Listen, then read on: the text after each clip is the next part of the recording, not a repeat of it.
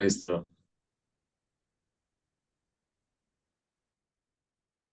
ഒരു നിമിഷം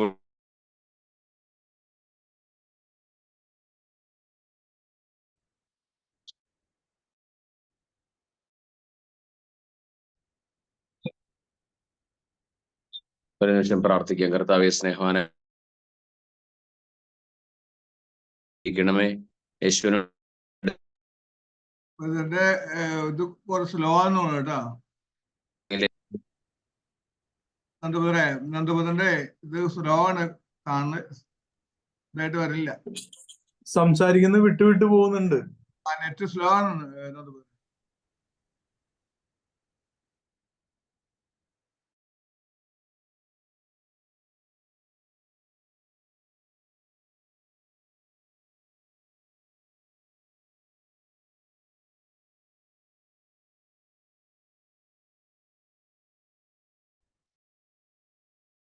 ഇപ്പൊ കേൾക്കാമോ? ഇപ്പൊ എങ്ങനെയാണ് ഡേസേട്ടാ? ക്ലിയർ ആണോ? ഇപ്പൊ ക്ലിയറാ. ഓക്കെ. റേഞ്ചിന്റെ അല്പം പ്രശ്നം ഉണ്ടെന്നാണ്, വളരെ കുറവാ കാണിക്കണേ. എന്തെങ്കിലും പ്രശ്നം വരുമ്പോ പറയണേ, നമുക്ക് തുടങ്ങാം.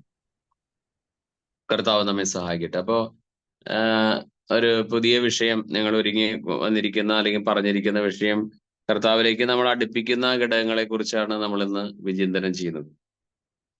യേശുവിലേക്ക് ഒരു മനുഷ്യൻ എങ്ങനെയാണ് കൂടുതൽ അടുക്കുക, അല്ലെങ്കിൽ യേശുവിലേക്ക് നമ്മൾ അടുപ്പിക്കുന്ന ഘടകങ്ങൾ, അത് വളരെ ഗഹനമായ കാര്യങ്ങളുണ്ട് അതിൽ, എന്നാൽ വളരെ ലളിതമായ കാര്യങ്ങളുണ്ട്. രണ്ടും ചേർത്ത് നമുക്കിന്ന് അതിനെക്കുറിച്ച് ചിന്തിക്കാം. യോഹന്നാന്റെ സുവിശേഷം 6-ാമത്തെ അധ്യായത്തിന്റെ 44-ാം വാക്യം നമുക്ക് എല്ലാവർക്കും സുപരിചിതമായ ഒരു വാക്യമാണ്. യോഹന്നാന്റെ സുവിശേഷം 6-ാമത്തെ അധ്യായത്തിന്റെ 44-ാം വാക്യം വായിക്കണേ. എന്നെ അയച്ച പിതാവ് ആകർഷിച്ചാലല്ലാതെ ഒരുവനും എന്റെ അടുക്കിലേക്ക് വരാൻ സാധിക്കുകയില്ല. അന്ത്യദിനത്തിൽ അവനെ ഞാൻ ഉയർപ്പിക്കും. അപ്പോ എന്നെ അയച്ച പിതാവ് ആകർഷിച്ചാലല്ലാതെ ഒരുവനും എൻ്റെ അടുക്കൽ വരാൻ സാധിക്കില്ല. നമ്മൾ പലപ്പോഴും പ്രാർത്ഥനയ്ക്കൊക്കെ നമ്മൾ ഉരുവിടുന്ന ഒരു വാക്യമാണ്. യേശുവിന്റെ സന്നിധിയിലേക്ക് ഒരാൾക്ക് എത്തിപ്പെടണമെങ്കിൽ പിതാവ് ആകർഷിക്കണം. പിതാവായ ദൈവത്തിന്റെ ആകർഷണം കൂടാതെ യേശുവിലേക്ക് എത്തിച്ചേരാൻ കഴിയില്ല. അപ്പൊ നമ്മുടെ പരിശ്രമമല്ല യേശുവിലേക്ക് നമ്മൾ അടുപ്പിക്കുന്ന ഘടകം. പിതാവായ ദൈവം ആകർഷിക്കണം.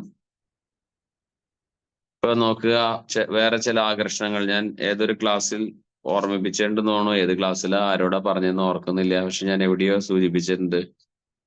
ഈ പ്രകൃതിയിൽ പല ആകർഷണങ്ങൾ നമുക്ക് കാണാം. അപ്പൊ ഈ ഭൂമിക്ക് തന്നെയുള്ള ഒരു ആകർഷണമാണ് ഗ്രാവിറ്റേഷണൽ ഫോഴ്സ്. ഭൂമി വസ്തുക്കളെ ആകർഷിച്ചു പിടിക്കുകയാണ്. ഒരു കാര്യം, ഒരു മാവിൽ നിന്ന് ഒരു മാമ്പഴം ഞെട്ടറ്റാൽ അത് താഴേക്ക് വീഴുന്നു, കാരണം ഭൂമി അതിനെ ആകർഷിക്കുന്നു. ആ ഗ്രാവിറ്റേഷണൽ ഫോഴ്സ്, അതുകൊണ്ടാണ്, ആ ആകർഷണമുള്ളത് കൊണ്ടാണ് വസ്തുക്കൾ താഴേക്ക് പതിക്കുന്നത്. ഈ ഗ്രാവിറ്റേഷണൽ ഫോഴ്സ് ഇല്ലെങ്കിൽ നമ്മളെല്ലാം പറന്നു പോകായിരുന്നു. ഇതൊന്നും ഭൂമിയിൽ നിൽക്കില്ലായിരുന്നു. നമ്മളെല്ലാം അവിടുന്ന് പറന്ന് സഞ്ചരിക്കുകയായിരുന്നു. അതുപോലെ നമ്മളൊരു മാഗ്നറ്റ് അല്ലെങ്കിൽ ഒരു സൂചി ഒരു കാന്തത്തിൽ കുറച്ച് സമയം ഒരച്ച് നമ്മളൊരു ചരടിൽ കെട്ടിയിട്ട് നോക്കിയാൽ അത് തെക്ക് വടക്കാതെ നിൽക്കും. കാരണം വടക്ക് ഭാഗത്തേക്ക് ആ സൂചി ആകർഷിക്കപ്പെടും. അപ്പൊ ഒരു മാഗ്നറ്റിക് ഫീൽഡ് വടക്ക് വശത്ത് അങ്ങോട്ട് അത് ആകർഷിക്കപ്പെടുന്നു. ദൈവം ഉണ്ടാക്കിയതാണ്. ദൈവവിശ്വാസികളായി നമ്മൾ പറയും, ആ ആകർഷണം ദൈവം ഉണ്ടാക്കിയതാണ്. ഒരു നല്ല പൂ, ആ പൂവിലേക്ക് വണ്ട് ആകർഷിക്കപ്പെടുന്നു, അല്ലെങ്കിൽ ചിത്രശലഭം ആകർഷിക്കപ്പെടുന്നത് കാണാം. അല്ലെങ്കിൽ വളർന്നു വരുന്ന കുഞ്ഞുങ്ങൾ കൗമാരപ്രായത്തിൽ ആൺകുട്ടിക്ക് പെൺകുട്ടിയോടും പെൺകുട്ടിന് ആൺകുട്ടിയോടും ഒരു ആകർഷണം ഉണ്ടാവുന്നു. അപ്പൊ ആകർഷണം ഈ പ്രപഞ്ചത്തിൽ ദൈവം ഉണ്ടാക്കി വെച്ചിരിക്കുന്നതാണ്. ദൈവമാണ് അതിന്റെ പുറകിൽ പ്രവർത്തിക്കുന്നത്. ഈ ഇങ്ങനെയുള്ള ആകർഷണങ്ങളൊക്കെ കൂട്ടിപ്പിടിച്ച് അല്ലെങ്കിൽ എല്ലാം ഓരോന്നായി ചിന്തിച്ചു കഴിയുമ്പോൾ ദൈവവചനത്തിലേക്ക് നമ്മൾ അങ്ങനെ വരുമ്പോൾ നമുക്ക് കാണാൻ പറ്റുന്നു, പിതാവിന്റെ ആകർഷണത്താലല്ലാതെ ആർക്കും യേശുവിന്റെ സൗധത്തിലേക്ക് വരാൻ സാധ്യമല്ല. അങ്ങനെ പറയുമ്പോൾ ചിലർക്ക് തെറ്റിദ്ധാരണ ഉണ്ടാവും. ധാരാളം പേര് യേശുവിലേക്ക് വരാത്തത് ദൈവം ആകർഷിക്കാത്തത് കൊണ്ടല്ലേ എന്ന് മറുവശം ചിന്തിക്കും. ദൈവം ആകർഷിച്ചാൽ ആ കള്ളുടിയൻ വന്നാന്. ഇപ്പൊ ദൈവം ആകർഷിക്കുന്നില്ല, അതുകൊണ്ട് ആള് കള്ളുടിയനായി. ഇപ്പൊ ആർക്കായി കുറ്റം? ദൈവത്തിനായി കുറ്റം. ദൈവം ആകർഷിച്ചെങ്കിൽ വന്നാലില്ലേ? ദൈവം ആകർഷിക്കാത്തത് കൊണ്ടാണ് ആള് വരാത്തത് ദൈവത്തിലേക്ക്. അപ്പൊ ആരുടെ കുറ്റാണ്? ദൈവത്തിന്റെ കുറ്റം. അങ്ങനെ അതിന് ചിലര് വഴി കണ്ടുപിടിക്കും. അതല്ല എന്റെ ശരി ഉത്തരം, അതല്ല. ദൈവം എല്ലാവരെയും ആകർഷിക്കുന്നു. യോഹന്നാന്റെ സുവിശേഷം 12-ാമത്തെ അധ്യായത്തിലേക്കൊന്ന് വരൂ. യോഹന്നാന്റെ സുവിശേഷം 12-ാമത്തെ അധ്യായം. യോഹന്നാന്റെ സുവിശേഷം 12-ാമത്തെ അധ്യായം അതിന്റെ 32-ാം വാക്യം. യോഹന്നാന്റെ സുവിശേഷം 12:32. യോഹന്നാൻ 12:32. ഒന്ന് എടുത്ത് വായിക്കണേ. യോഹന്നാൻ 12:32. ഞാൻ ഭൂമിയിൽ നിന്ന് ഉയർത്തപ്പെടുമ്പോൾ എല്ലാ മനുഷ്യരെയും എന്നിലേക്ക് ആകർഷിക്കും. അതെ. അടുത്ത വാക്യം, അടുത്ത സെന്റൻസ് കൂടെ വായിച്ചോ. അവൻ ഇത് പറഞ്ഞത് താൻ ഏത് വിധത്തിലുള്ള മരണമാണ് വരിക്കാൻ പോകുന്നത് എന്ന് സൂചിപ്പിക്കാനാണ്. അപ്പോ ഞാൻ ഭൂമിയിൽ നിന്ന് ഉയർത്തപ്പെടുമ്പോൾ എല്ലാ മനുഷ്യരെയും എന്നിലേക്ക് ആകർഷിക്കും. ഉയർത്തപ്പെടുമ്പോൾ, ഉയർപ്പിക്കപ്പെടുമ്പോഴല്ല, യേശുവിനെ കുരിശിൽ ആണിയടിച്ച് ഉയർത്തി നിർത്തുമ്പോൾ. അതാണ് അടുത്ത വാക്യം പറയുന്നത്. അവൻ ഇത് പറഞ്ഞത് താൻ ഏത് വിധത്തിലുള്ള മരണത്താൽ ദൈവത്തെ മഹത്വപ്പെടുത്തുമെന്ന് കാണിക്കാനാണ്. യേശു ക്രിസ്തു കുരിശിൽ ഉയർത്തപ്പെട്ടു നിൽക്കുന്നു. മാനവകുലത്തിന് വേണ്ടി അവൻ ഉയർത്തപ്പെട്ടു. ആ ഉയർത്തപ്പെട്ട യേശു കാൽവരിയിൽ ഇങ്ങനെ മരക്കുരിശിൽ ആണിയടിച്ച് അവൻ ഉയർത്തി നിർത്തിയിരിക്കുന്നു. ഞാൻ ഭൂമിയിൽ നിന്ന് ഉയർത്തപ്പെടുമ്പോൾ എല്ലാ മനുഷ്യരെയും എന്നിലേക്ക് ആകർഷിക്കും. ഭൂമിയിലുള്ള എല്ലാ മനുഷ്യരെയും അന്ന് മുതൽ യേശു ക്രിസ്തുവിന്റെ കുരിശ് വരണം മുതൽ തന്നിലേക്ക് ആകർഷിച്ചു കൊണ്ടിരിക്കുകയാണ്. അപ്പോ യേശുവിലേക്ക് നമ്മളെ ആകർഷിക്കുന്ന, അടുപ്പിക്കുന്ന ഘടകങ്ങളിൽ ഒന്നാമത്തെ എന്ത് തന്നെയാണ്? പിതാവിന്റെ ആകർഷണം. യേശുവിന്റെ കുരിശുമരണം അത് അതിശക്തമായ ആകർഷണമാണ്. അതാണ് യേശുവിലേക്ക് അടുപ്പിക്കുന്ന ഏറ്റവും പ്രധാനപ്പെട്ട ഘടകം. ദൈവത്തിന്റെ ആകർഷണം തന്നെ. ദൈവം ആകർഷിക്കുന്നത് കൊണ്ടാണ്. ഒരു കാന്തം ഒരു ഇരുമ്പിനെ ആകർഷിക്കുന്നത് പോലെ, ഒരു പൂ ചിത്രശലഭത്തെ ആകർഷിക്കുന്ന പോലെ, അല്ലെങ്കിൽ ഗ്രാവിറ്റേഷൻ ഫോഴ്സ് വസ്തുക്കളെ ആകർഷിച്ച് പിടിക്കുന്നത് പോലെ ദൈവം എല്ലാവരെയും ആകർഷിക്കുകയാണ്. പക്ഷെ എന്ത് പറ്റി? ഗലാത്യ ലേഖനത്തിലേക്ക് വരുമ്പോൾ, ഗലാത്യ ലേഖനം 4-ാമത്തെ അധ്യായത്തിലേക്ക് ഒന്ന് വരൂ. കൊരിന്തോസുകാർക്ക് എഴുതിയ ലേഖനം കഴിഞ്ഞ് നമുക്ക് ഗലാത്യ ലേഖനം കാണാം. ഗലാത്യ ലേഖനത്തിലേക്ക് വരുമ്പോൾ അവിടെ ഒരു വാക്യം പറയുന്നുണ്ട്. 3-ാമത്തെ അധ്യായത്തിന്റെ 1-ാം വാക്യം. ഗലാത്യ 3:1 വാക്യം. ഭോഷന്മാരായ ഗലാത്യക്കാരെ, യേശു ക്രിസ്തു നിങ്ങളുടെ കൺമുൻപിൽ ക്രൂശിതനായി ചിത്രീകരിക്കപ്പെട്ടിരിക്കെ നിങ്ങളെ ആരാണ് ആഭിചാരം ചെയ്തത്? ഇത്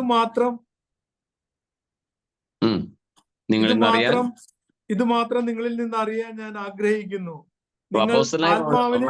അത്ര മതി. ഭോഷന്മാരായ ഗലാത്യക്കാരെ ഭോഷന്മാരെന്ന് വിളിക്കുന്നത്. ഭോഷന്മാരായ ഗലാത്യക്കാരെ, യേശുക്രിസ്തു നിങ്ങളുടെ കൺമുമ്പിൽ ക്രൂശിതനായി ചിത്രീകരിക്കപ്പെട്ടിരിക്കെ എന്ന് പറഞ്ഞാൽ ക്രൂശിക്കപ്പെട്ട ഒരു ചിത്രം അവരുടെ മുമ്പിൽ വെച്ചിരിക്കുന്നു എന്ന അർത്ഥത്തിലല്ല. നിങ്ങൾ മനസ്സിലാക്കുന്നില്ലേ? നിങ്ങളുടെ കൺമുമ്പിലല്ലേ യേശുക്രിസ്തു യാഗമായി കിടക്കുന്നത്. ആ കുരിശുമരണത്തെ കുറിച്ച് പറഞ്ഞിട്ട് പറയുന്നു, ഭോഷന്മാരായ ഗലാത്യക്കാരെ, യേശുക്രിസ്തു നിങ്ങളുടെ കൺമുമ്പിൽ ക്രൂശിതനായി ചിത്രീകരിക്കപ്പെട്ടിരിക്കെ ആരാണ് നിങ്ങളെ ആഭിചാരം ചെയ്തത് എന്ന് പറഞ്ഞാൽ, ആരാണ് ഈ ക്രൂശിതനിൽ നിന്ന് നിങ്ങളെ വഴിതെറ്റിച്ചു കൊണ്ടുപോയത്? പശ്ചാത്തലം നിങ്ങൾക്കറിയാമെന്ന് വിചാരിക്കുന്നു.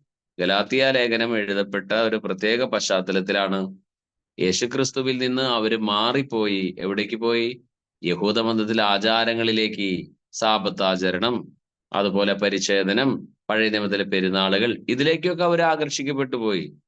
അപ്പോ പൗലോസ് അപ്പോസ്തലൻ പറയുന്നു, യേശുക്രിസ്തു നിങ്ങളുടെ കൺമുമ്പിൽ ക്രൂശിതനായി ചിത്രീകരിക്കപ്പെട്ടിരിക്കെ ആരാണ് നിങ്ങൾ ആഭിചാരം ചെയ്തത്? 1-ാം പ്രമാണ ലംഘനല്ലേ ആഭിചാരം. ഈ ഹൈന്ദവരുടെ ചില ആചാരങ്ങളെ ആഭിചാരം, മഷിനോട്ടം, ക്ഷുദ്രപ്രയോഗം എന്നൊക്കെ പറയില്ലേ? അങ്ങനെ സത്യദൈവത്തിൽ നിന്ന് ആരാണ് നിങ്ങളെ അകറ്റിക്കൊണ്ടുപോയത്?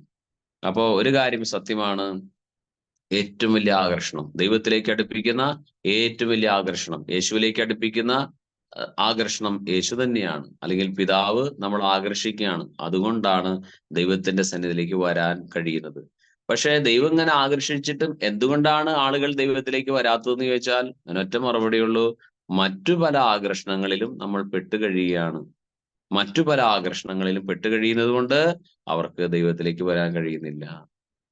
ദൈവത്തിലേക്ക് വരാൻ കഴിയാത്തതിന്റെ കാരണം ദൈവം ആകർഷിക്കാത്തതല്ല, പിന്നെയോ മറ്റു പല ആകർഷണങ്ങളുടെ വലയത്തിൽ മനുഷ്യൻ പെട്ടുകഴിയുന്നു.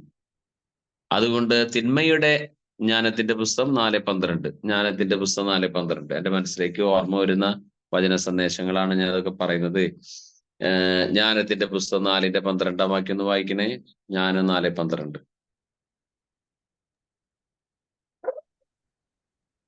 തിന്മയുടെ തിന്മ ശക്തിയിൽ നന്മയ്ക്ക് മങ്ങലേൽക്കുന്നു. ഭ്രമിപ്പിക്കുന്ന മോഹങ്ങൾ നിഷ്കളങ്ക ഹൃദയത്തെ വഴിതെറ്റിക്കുന്നു. അതെ, ഭ്രമിപ്പിക്കുന്ന മോഹങ്ങൾ നിഷ്കളങ്ക ഹൃദയത്തെ വഴിതെറ്റിക്കുന്നു. അപ്പോ പലതരം ഭ്രമിപ്പിക്കുന്ന മോഹങ്ങൾ അത് എന്ത് ചെയ്യുന്നു? നിഷ്കളങ്കരെ വഴിതെറ്റിക്കുന്നു. തിന്മയുടെ വശീകരണ ശക്തിയാൽ നന്മയ്ക്ക് മങ്ങലേൽക്കുന്നു. അപ്പൊ അതുകൊണ്ടാണ് ഈ ആകർഷണത്തിലേക്ക് വരാൻ മനുഷ്യന് കഴിയാത്തത്. മറ്റു പല ആകർഷണങ്ങളിൽ പെട്ടുകഴിയുന്നത് കൊണ്ടാണ്. അപ്പോ ക്രിസ്തുവിലേക്ക് അടുപ്പിക്കുന്ന ഏറ്റവും വലിയ കാര്യം ക്രിസ്തു ആകർഷിക്കുന്നു, അല്ലെങ്കിൽ പിതാവായ ദൈവം ആകർഷിക്കുന്നു. ആകർഷണം തന്നെയാണ് ദൈവത്തിലേക്ക് അടുപ്പിക്കുന്ന ഒരു പ്രധാനപ്പെട്ട കാര്യം. പോയിന്റ് നമ്പർ 2, ദൈവത്തിലേക്ക് നമ്മൾ ആകർഷിക്കുന്ന മറ്റൊരു ഘടകം അത് ദൈവത്തിന്റെ തെരഞ്ഞെടുപ്പാണ്. ദൈവം തെരഞ്ഞെടുക്കുന്നു. നമുക്ക് നോക്കാം, കൊരിന്ത്യ സഭയ്ക്ക് എഴുതിയ ലേഖനത്തിലേക്ക് പോവാം. കൊരിന്തോസുകാർക്ക് എഴുതിയ 1-ാം ലേഖനം. ആ 1-ാം ലേഖനത്തിൽ 1-ാമത്തെ അധ്യായത്തിന്റെ 26 മുതലുള്ള വാക്യങ്ങൾ, 26 മുതൽ 28 വരെ വാക്യങ്ങൾ. 1 കൊരിന്തോസ് 1:26 മുതൽ 28 വരെ വാക്യങ്ങൾ.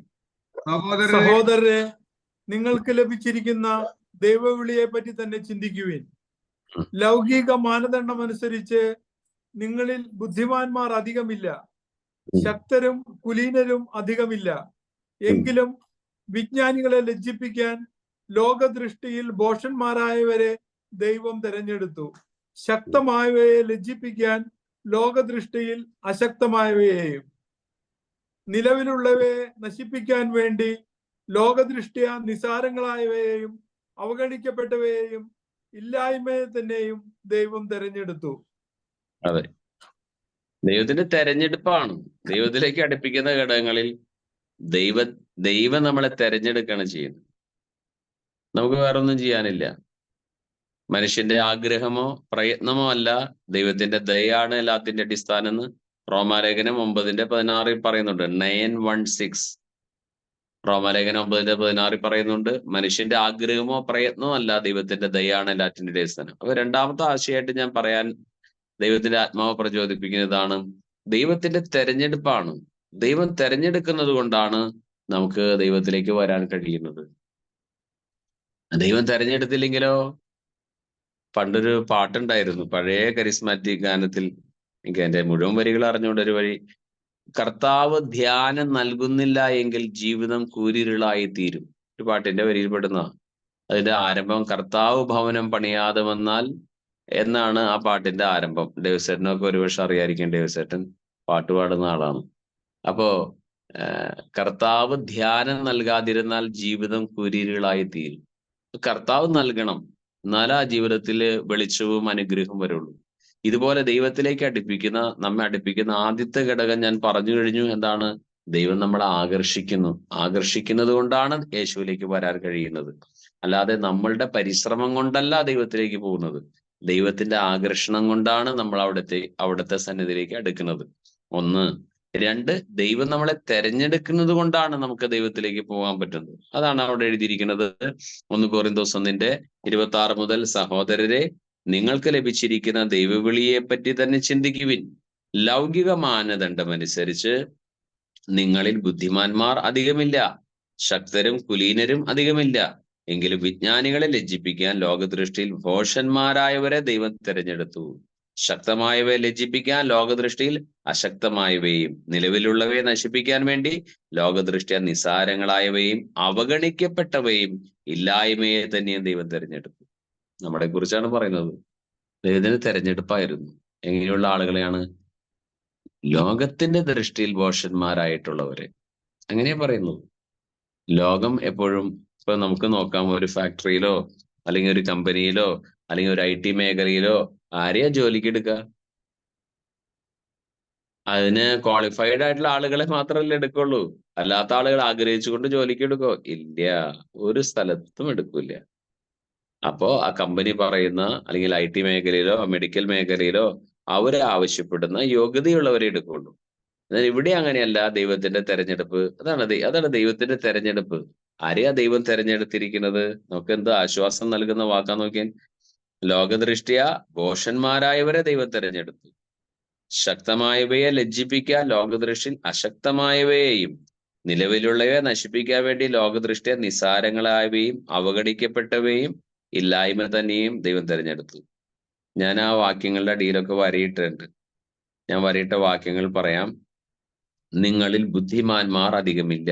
ബുദ്ധിമാന്മാർ എന്ന വാക്കിന്റെ അടിയിൽ വരയിട്ടേക്ക.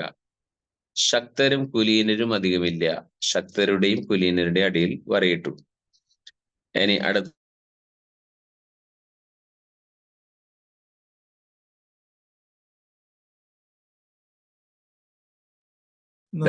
സൗണ്ട് സ്റ്റോപ്പായി.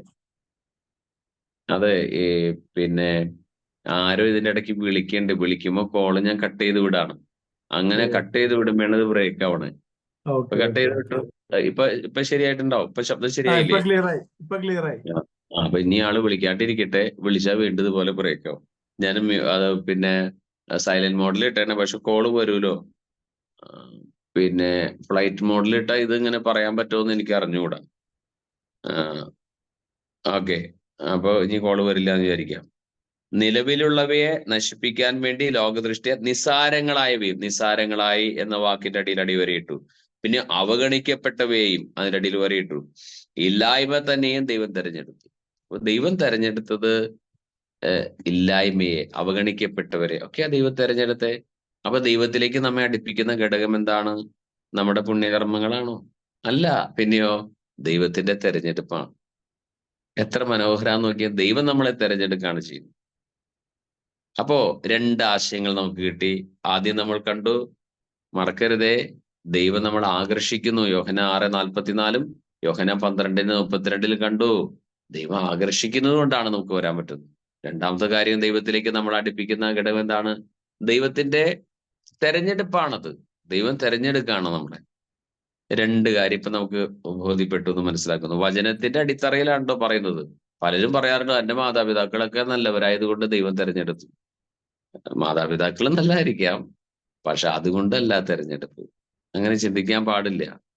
ദൈവം നല്ലവനായതുകൊണ്ട് എന്നെ തെരഞ്ഞെടുത്തു. അപ്പനും അമ്മയും നല്ലവരാണോ ചീത്തയാണോ എനിക്ക് അറിഞ്ഞുകൂടാ. ദൈവം നല്ലവനായതുകൊണ്ട് നമ്മളെ തെരഞ്ഞെടുത്തു. ദൈവത്തിന് നമ്മുടെ സ്നേഹം തോന്നി, കരുണ തോന്നി, അതുകൊണ്ട് ദൈവം നമ്മെ തെരഞ്ഞെടുത്തു. എല്ലാ ക്രെഡിറ്റും ദൈവത്തിനാണ് കേട്ടോ. അപ്പൊ യേശുവിലേക്ക് നമ്മെ അടുപ്പിക്കുന്ന രണ്ടാമത്തെ കാര്യവും ഞാൻ പറഞ്ഞു. ഇനി മൂന്നാമത്തെ കാര്യം നമുക്ക് നോക്കാം. ലൂക്കായുടെ സുവിശേഷം 5-ാമത്തെ അധ്യായത്തിലേക്ക് വരും. ലൂക്കായുടെ സുവിശേഷം 5-ാമത്തെ അധ്യായം. ലൂക്കായുടെ സുവിശേഷം 5-ാമത്തെ അധ്യായത്തിൽ ആദ്യ ശിഷ്യന്മാർ എന്ന് പറഞ്ഞൊരു ഭാഗമുണ്ട്. ലൂക്കായുടെ സുവിശേഷം 5-ാമത്തെ അധ്യായം, അതിന്റെ 1 മുതൽ വാക്യങ്ങൾ വായിക്കണം. 11 വാക്യങ്ങളും വായിക്കണം. 1 മുതൽ 11 വരെ വാക്യങ്ങൾ വായിച്ചോളൂ. ദൈവവചനം ശ്രവിക്കാൻ ജനങ്ങൾ അവന് ചുറ്റും തിങ്ങിക്കൂടി. അവൻ ഗനേസറത്ത് തടാകത്തിന്റെ തീരത്ത് നിൽക്കുകയായിരുന്നു. 2 വള്ളങ്ങൾ കരയോടടുത്ത് കിടക്കുന്നത് അവൻ കണ്ടു. മീൻപിടുത്തക്കാർ അവയിൽ നിന്നിറങ്ങി വല കഴുകുകയായിരുന്നു. ശിമിയോന്റേതായിരുന്നു വള്ളങ്ങളിൽ ഒന്ന്. യേശു അതിൽ കയറി കരയിൽ നിന്ന് അല്പം അകലേക്ക് വള്ളം നീക്കാൻ അവനോട് യേശു ആവശ്യപ്പെട്ടു. അതിലിരുന്ന് അവൻ ജനങ്ങളെ പഠിപ്പിച്ചു. സംസാരിച്ചു തീർന്നപ്പോൾ അവൻ ശിമിയോനോട് പറഞ്ഞു, ആഴത്തിലേക്ക് നീക്കി മീൻ പിടിക്കാൻ വലയിറക്കുക. ശിമിയോൻ പറഞ്ഞു, ഗുരു, രാത്രി മുഴുവൻ അധ്വാനിച്ചിട്ടും ഞങ്ങൾക്ക് ഒന്നും കിട്ടിയില്ല. എങ്കിലും നീ പറഞ്ഞതനുസരിച്ച് ഞാൻ വലയിറക്കാം. വലയിറക്കിയപ്പോൾ വളരെയേറെ മത്സ്യങ്ങൾ അവർക്ക് കിട്ടി. അവരുടെ വല കീറിത്തുടങ്ങി.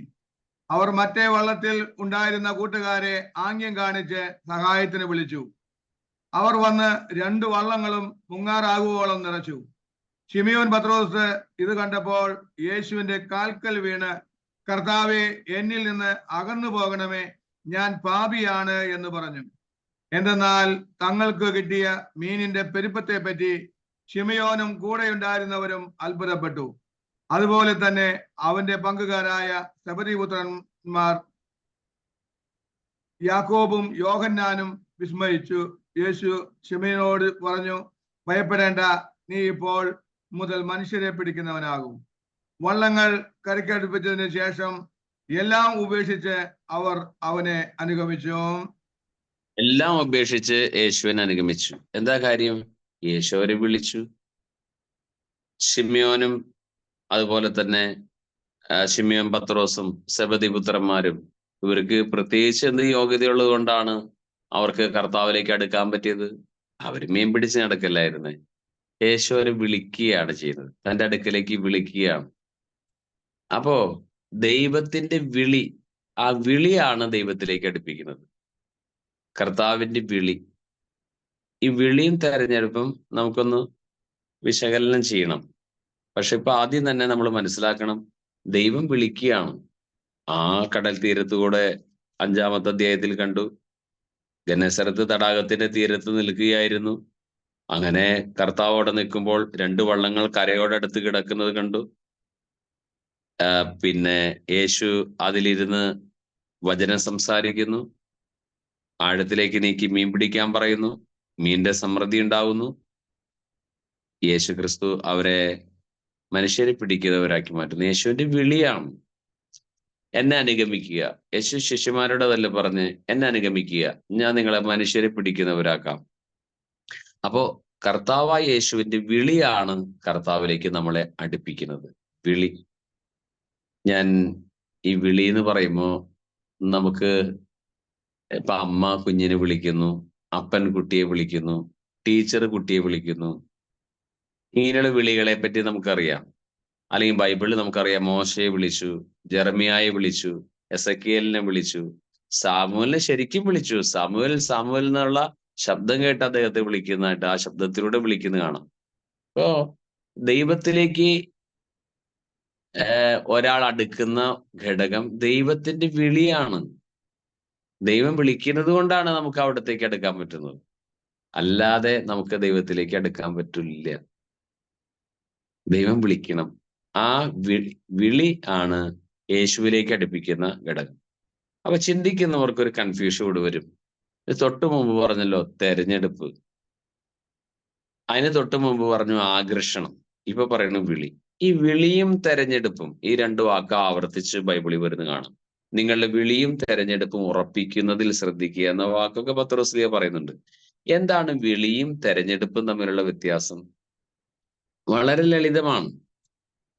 ധാരാളം ആളുകൾ ചിന്തിക്കുന്നത് തെരഞ്ഞെടുപ്പ് എന്ന് പറഞ്ഞാൽ കർത്താവ് കുറെ ആൾക്കാരെ വിളിച്ചുകൂട്ടി, ഈ ജോലിക്ക് ഇന്റർവ്യൂവിന് വിളിച്ചു കൂട്ടിയോണം, കുറെ പേരെ വിളിച്ചു, എന്നിട്ട് അതിൽ നിന്ന് കുറച്ച് പേരെ ഇങ്ങനെ സെലക്ട് ചെയ്തു, തെരഞ്ഞെടുത്തു.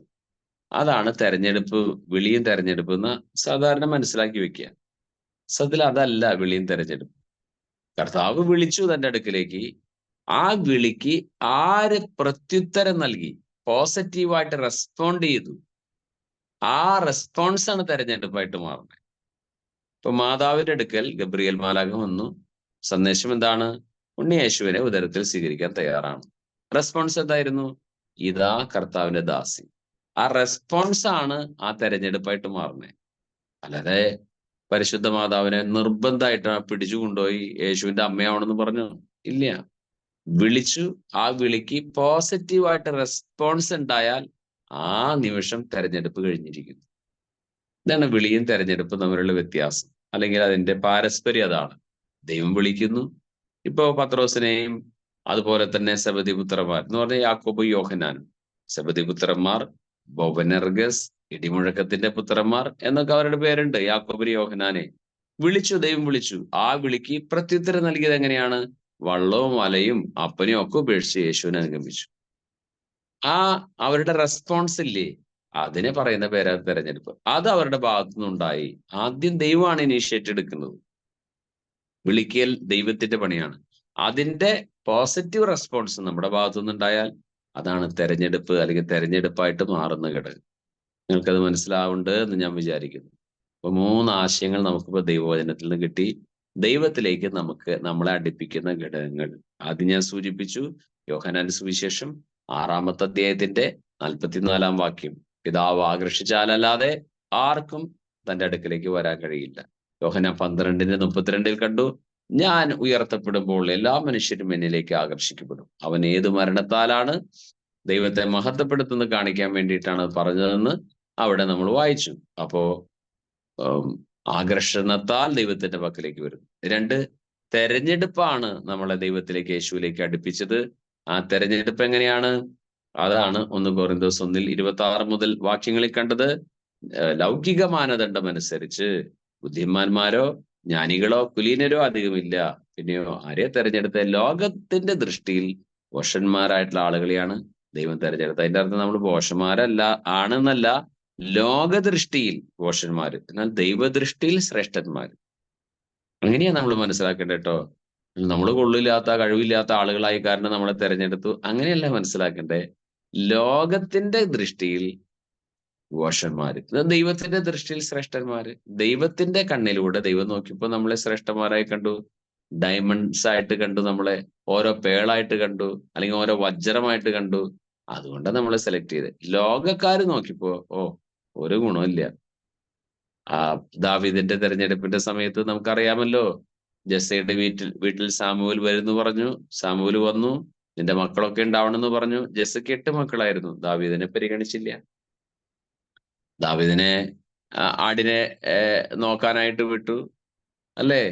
ബാക്കി നല്ല മക്കളുണ്ട്, തടിമാരന്മാര്, ഷമ്മ, അബി.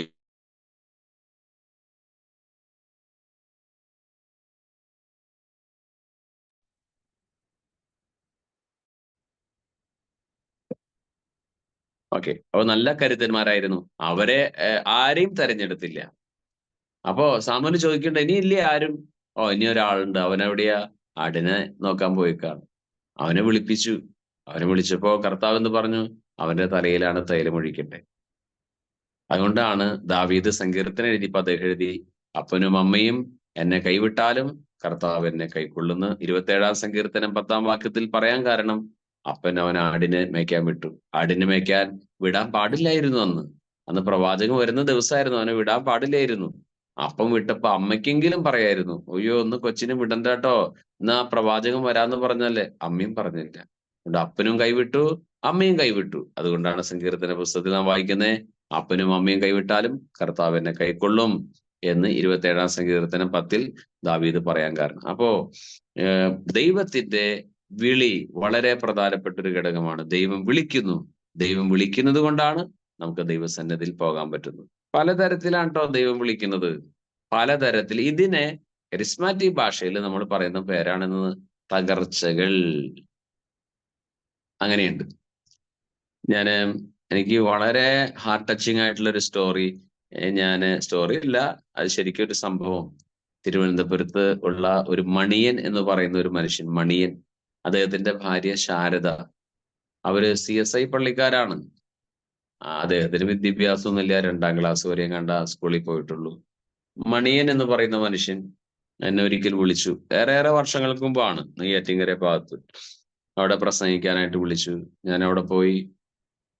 അപ്പൊ അവിടെ ഒരു പാട്ടുപുസ്തകം, ഇദ്ദേഹത്തിന്റെ ഒരു പാട്ടുപുസ്തകം അവിടെ വിതരണം ചെയ്യുന്നുണ്ട്. പാട്ടുപുസ്തകത്തിന്റെ ഉള്ളിൽ ഇവരുടെ കഥ എഴുതി വെച്ചിട്ടുണ്ട്, മണിയന്റെയും ശാരദയുടെയും കഥ. എന്താ കഥ? മണിയൻ പിന്നെ അമ്പലത്തിലെ പൂജാരിയായിരുന്നു. പിന്നെ പൂജാരി പണിയൊക്കെ നിർത്തി മന്ത്രവാദത്തിലേക്ക് പോയി, കുറച്ചുകൂടി പൈസയൊക്കെ ഉണ്ടാക്കാൻ ശ്രമിച്ചത്. മന്ത്രവാദം ചെയ്യാൻ തുടങ്ങിയപ്പോൾ ശരീരത്തിൽ മുഴുവൻ വ്രണങ്ങൾ ഉണ്ടായി. പിന്നെ ആൾക്ക് പൂജാരി ആവാനും പറ്റിയില്ല, മന്ത്രവാദത്തിനും വന്ന് അതൊക്കെ നിർത്തി. അയാൾ റോഡരികിൽ ഭിക്ഷ യാചിച്ചിരുന്നു. ജീവിക്കാൻ നിർവാഹമില്ലാതെ വന്നപ്പോ അദ്ദേഹം താമസിക്കുന്ന വാടക വീടിന്റെ മുൻവശത്തെ ഒരു മരം കണ്ടുവച്ചു. അതിൽ ആത്മഹത്യ ചെയ്യാൻ വേണ്ടി കയറൊക്കെ അദ്ദേഹം ഒരുക്കി കാത്തിരുന്നു. പക്ഷെ ശാരദയുടെ മടിയിൽ കുഞ്ഞുങ്ങൾ ഇരുന്ന് കരയുന്നു. പൊടിക്കുഞ്ഞുങ്ങളാണ്. രാത്രി ആ കുഞ്ഞുങ്ങൾ ഉറങ്ങട്ടെ, എന്നിട്ട് വേണം ആ വാടക വീടിന്റെ മുൻവശത്തുള്ള മരത്തിൽ കെട്ടി തൂങ്ങാൻ. അദ്ദേഹം കാത്തിരുന്നു. പക്ഷെ അദ്ദേഹം ആ വരാന്തയിൽ ഒരു കീറപ്പായിൽ കിടന്നു. ശാരദയും കുഞ്ഞുങ്ങൾ ഉറങ്ങിയിട്ട് ആത്മഹത്യ ചെയ്യാമെന്ന് ചിന്തിച്ചു. പക്ഷെ അദ്ദേഹം ഉറങ്ങിപ്പോയപ്പോ അദ്ദേഹം ഒരു സ്വപ്നം കണ്ടു. സ്വപ്നം ഇതാണ്: ഒരു പൊട്ടക്കിണർ. ആ പൊട്ടക്കിണറിന്റെ അകത്ത് ഇദ്ദേഹം കിടക്കുന്നു.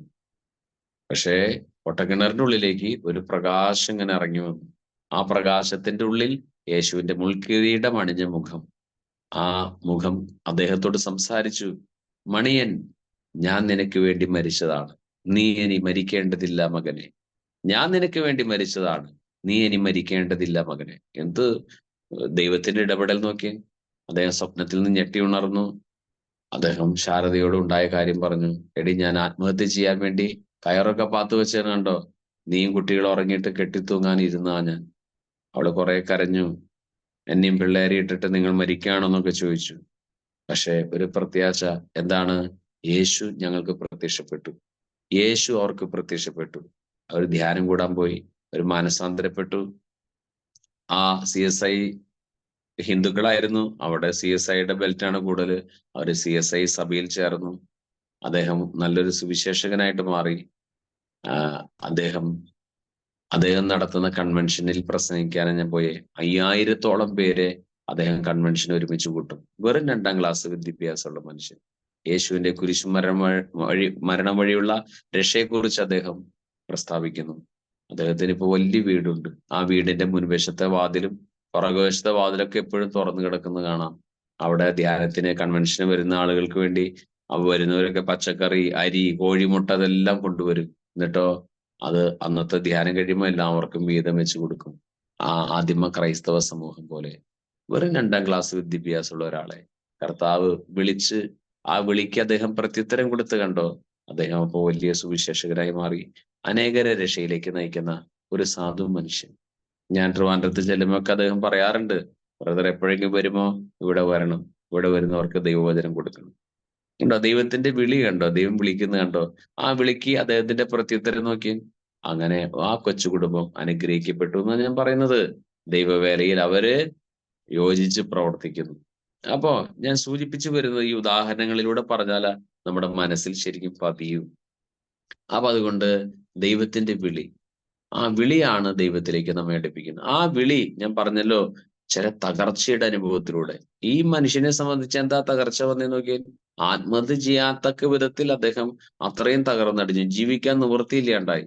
പക്ഷേ അത്രയും കഷ്ടത്തോളം എത്തിച്ചിട്ട് ദൈവം ഇടപെടുകയാണ്. ആ ദർശനമാണ് ശരിക്കും അദ്ദേഹത്തെ ദൈവത്തിലേക്ക് നയിച്ചത്. ഇങ്ങനെ തകർച്ചകളുടെ നെല്ലിപ്പലക കാണും ചിലര്, അതിന്റെ അവസാനത്തെ പോയിന്റിൽ കർത്താവ് ഒന്ന് കൂട്ടിട്ട് പോകും. അപ്പോ വിളി എന്ന് പറയുമ്പോൾ നമ്മുടെ ചെവിയിൽ ഇങ്ങനെ നമ്മുടെ പേര് ചൊല്ലി വിളിച്ചു, സാമുവൽ സാമുവൽ എന്ന് പറയണോണം പേര് ചൊല്ലി വിളിച്ചു എന്നെ കൊണ്ടുപോയി, അല്ലെങ്കിൽ മണിയന് ഉണ്ടായതുപോലെ ഒരു ദർശനം നൽകി. എല്ലാവർക്കും അങ്ങനെ ആവണമെന്നില്ല. എല്ലാവർക്കും അങ്ങനെ ആവണമെന്നില്ല.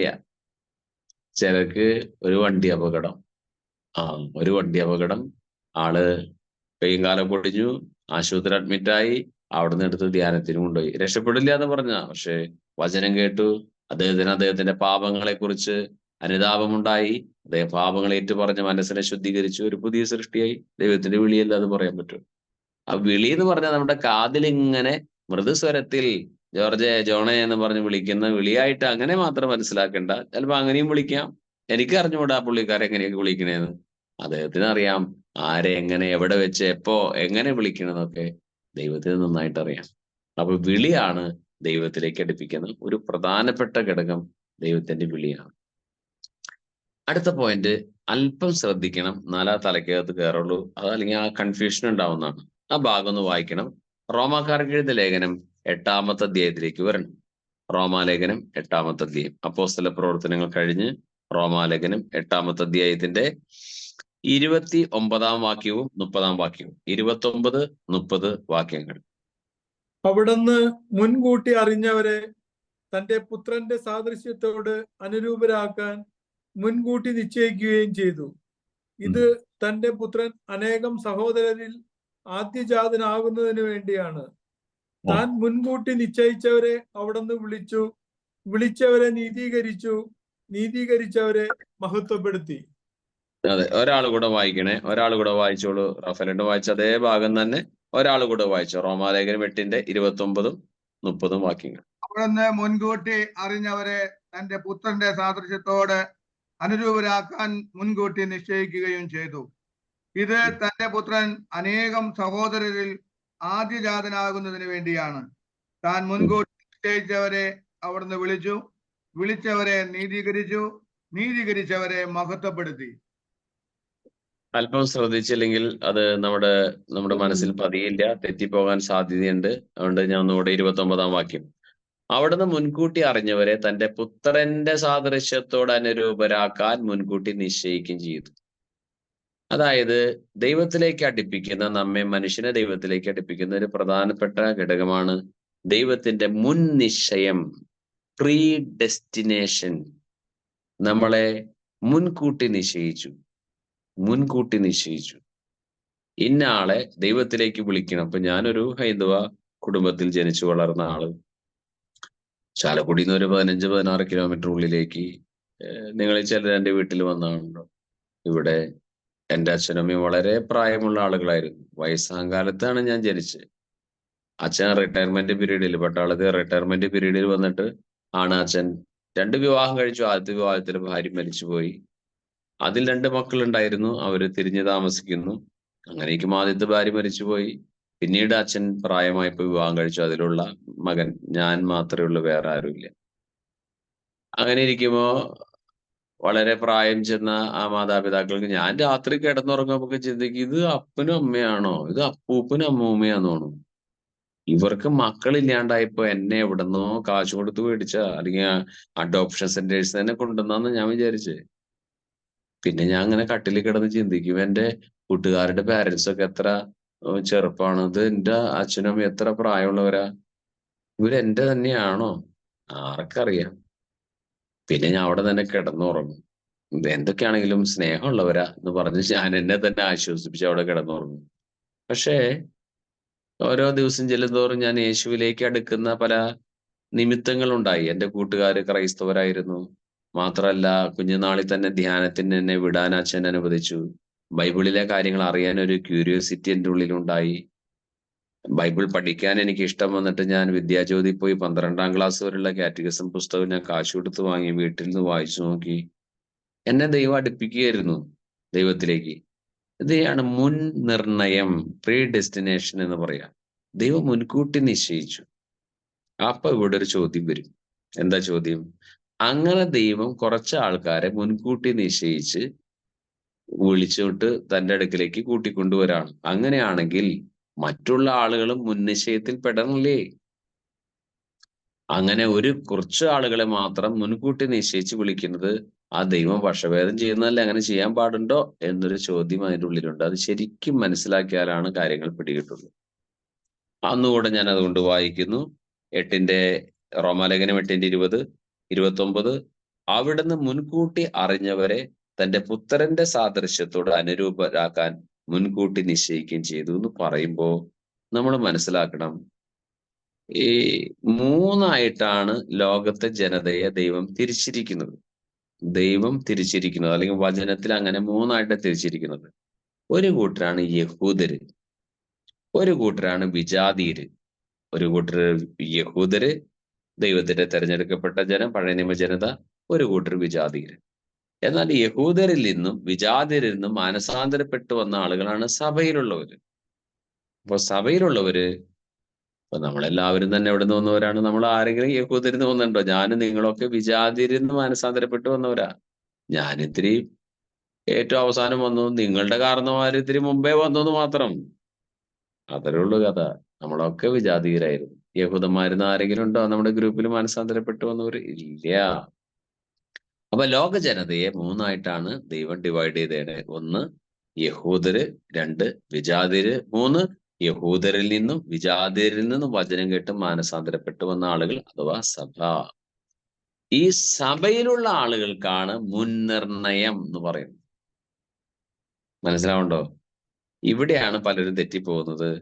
മുൻനിർണയം എന്ന് പറയുന്ന വാക്ക്, പ്രീ ഡെസ്റ്റിനേഷൻ, സഭയിലുള്ളവരെയാണ് ദൈവം അനുവദിച്ചിട്ടുള്ളത്. അപ്പോ നമ്മൾ സഭയിലുള്ള ആളുകളെ ദൈവം മുൻകൂട്ടി നിശ്ചയിച്ച്, ഇപ്പോ ഞാൻ വിവാഹം കഴിച്ചു, ഞാനൊരു സ്ത്രീയെ വിവാഹം ചെയ്തു. ഞാനൊരു സ്ത്രീയെ വിവാഹം ചെയ്തുകൊണ്ട് ഇനി ലോകത്തിൽ സ്ത്രീകൾ ഇല്ലെന്നുണ്ടോ? ഇല്ല. അല്ലെങ്കിൽ പിന്നെ ഡേവിസേട്ടനോ റാഫേലേട്ടനോ നിങ്ങളിൽ ആരെങ്കിലും ഒരാൾ വിവാഹം ചെയ്തു, നിങ്ങൾ വിവാഹം ചെയ്തു എന്ന് വെച്ച് കഴിഞ്ഞാൽ ലോകത്തിൽ സ്ത്രീകളില്ലെന്നാണ് ഇതർത്ഥം. അപ്പൊ സഭയിലെ ആളുകളെ ദൈവം മുൻകൂട്ടി നിശ്ചയിച്ചതാണ്. അവര് രക്ഷയിലേക്ക് വരുന്നു എന്ന് കരുതി സഭയ്ക്ക് പുറത്ത് ആളുകളില്ലെന്നാണോ? ഇഷ്ടം പോലെ ഉണ്ടല്ലോ, യഹൂദരില്ലേ, വിജാതീയരില്ലേ. അവരെയും ദൈവം മുൻനിർണയമില്ലെങ്കിലും അവര് നേരെ ചൊവ്വേ ജീവിച്ചതിന്റെ വെളിച്ചത്തിൽ അവരെ നിത്യതയിലേക്ക് കൊണ്ടുപോകും. പക്ഷേ മണവാട്ടിയുടെ ഗ്രൂപ്പിൽ ഉണ്ടാവില്ല. ഞാൻ പറഞ്ഞത് ശ്രദ്ധിക്കണം. സ്വർഗത്തിലുണ്ടാവും. എൻ്റെ പിതാവിന്റെ ഭവനത്തിൽ അനേകം വാസസ്ഥലങ്ങളുണ്ട്. അങ്ങനെ എഴുതിയാണ്, അനേകം വാസസ്ഥലങ്ങളുണ്ട്. ഇല്ലായിരുന്നുവെങ്കിൽ ഞാൻ സ്ഥലമൊരുക്കാൻ പോകുന്നെന്ന് നിങ്ങളോട് പറയുമായിരുന്നു. ഞാൻ സ്ഥലമൊരുക്കി കഴിയുമ്പോൾ ഞാൻ ആയിരിക്കുന്നിടത്ത് നിങ്ങളുമായിരിക്കേണ്ടതിന് ഞാൻ തിരികെ വന്ന് നിങ്ങളെ കൂട്ടിക്കൊണ്ടുപോകും. യോഹന്നാൻ 14 ഒന്ന് വായിച്ചോളൂ. 14 ആദ്യത്തെ 1-2 വാക്യങ്ങൾ വായിച്ചോളൂ. യോഹന്നാൻ 14 ആദ്യത്തെ 1-2 വാക്യങ്ങൾ വായിക്കണേ.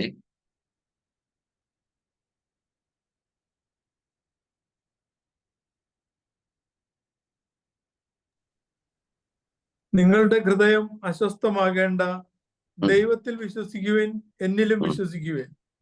എന്റെ പിതാവിന്റെ ഭവനത്തിൽ അനേകം വാസസ്ഥലങ്ങളുണ്ട്. ഇല്ലായിരുന്നുവെങ്കിൽ നിങ്ങൾക്ക് സ്ഥലം ഒരുക്കാൻ പോകുന്നു എന്ന് ഞാൻ നിങ്ങളോട് പറയുമായിരുന്നു. ഞാൻ പോയി നിങ്ങൾക്ക് സ്ഥലം ഒരുക്കി കഴിയുമ്പോൾ ഞാൻ ആയിരിക്കുന്നിടത്ത് നിങ്ങളും ആയിരിക്കേണ്ടതിന് ഞാൻ വീണ്ടും വന്ന് നിങ്ങളെയും കൂട്ടിക്കൊണ്ടുപോകും. അതായത് സ്വർഗത്തിൽ പിതാവിന്റെ ഭവനത്തിൽ അനേകം വാസസ്ഥലങ്ങൾ ഉണ്ടെന്ന് പറയുമ്പോൾ സഭ എന്നുള്ളത് വളരെ ശ്രദ്ധിക്കണേ. സഭ എന്നുള്ളത് ഒരു ബ്രാക്കറ്റ് കാലഘട്ടത്തിൽ മാത്രമുള്ള സമൂഹമാണ്. സഭ പഴയ നിയമത്തിൽ ഇല്ലല്ലോ. പഴയ നിയമത്തിൽ ഇസ്രായേൽ ജനമാണ്. അവര് സ്വർഗത്തിൽ പോവും, ഉറപ്പാണ്. മാനസാന്തരപ്പെട്ട് നല്ല ജീവിതം നയിച്ചത് സ്വർഗത്തിൽ പോവും. വിജാതീയരായിട്ടുള്ള ആളുകളും കൊള്ളില്ലാത്ത ആളുകളാണെന്ന് പറയാൻ പറ്റുമോ? എത്രയോ നല്ല മനുഷ്യരുണ്ട്, അവര് നരകത്തിൽ പോകുന്ന നമ്മുടെ വിചാരം. അവരും സ്വർഗത്തിൽ പോകും. പക്ഷേ സഭ എന്ന് പറയുന്നത് ദൈവം മുൻകൂട്ടി നിശ്ചയിച്ച പ്രീ ഡെസ്റ്റിനേഷനിൽപ്പെട്ട ആളുകൾ. അവര് മണവാട്ടിയുടെ ഗ്രൂപ്പാണ്. എന്ന് പറഞ്ഞാൽ ക്രിസ്തു മണവാളനും സഭ മണവാട്ടി. ആ ഗ്രൂപ്പിൽ ഉണ്ടാവില്ല.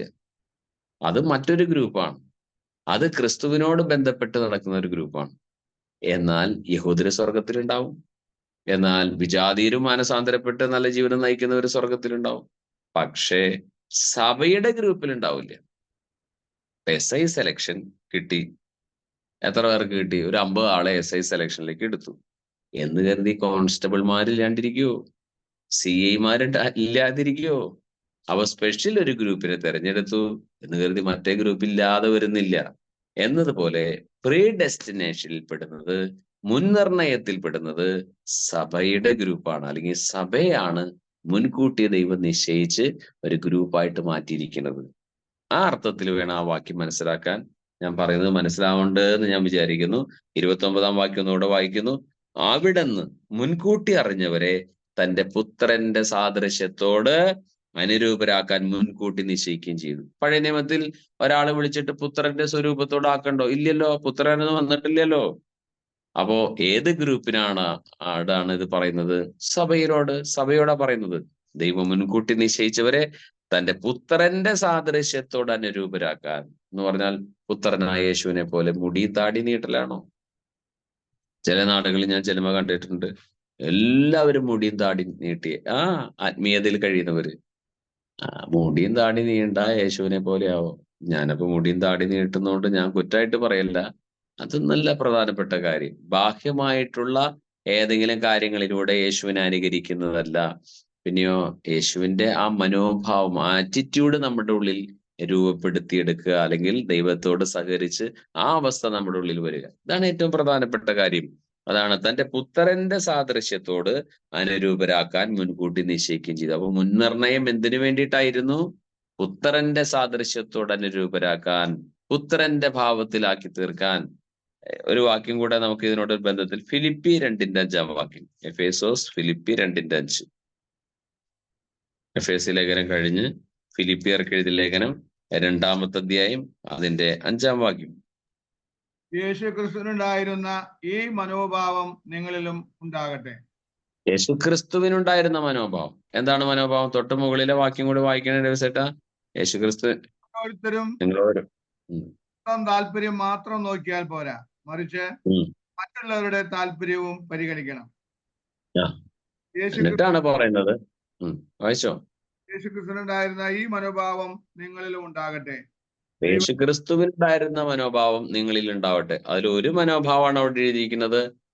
തങ്ങളെക്കാൾ മറ്റുള്ളവരെ ശ്രേഷ്ഠരായി പരിഗണിക്കണം. ഇതൊരു മനോഭാവം. അങ്ങനെ യേശുവിൽ നിറഞ്ഞു നിന്ന ആ മനോഭാവം നമ്മൾ ഉൾക്കൊള്ളണം. അല്ലാതെ യേശുവിനെ പോലെ മുടി നീട്ടിയത് കൊണ്ടായോ, യേശുവിനെ പോലെ താടി നീട്ടിയത് കൊണ്ടായോ, യേശുവിനെ പോലെ ഒരു ഷോളൊക്കെ ധരിച്ചു കൊണ്ടായോ, ഒരു ചുവന്ന ഷോളെങ്കിലും ആവട്ടെ ആയോ?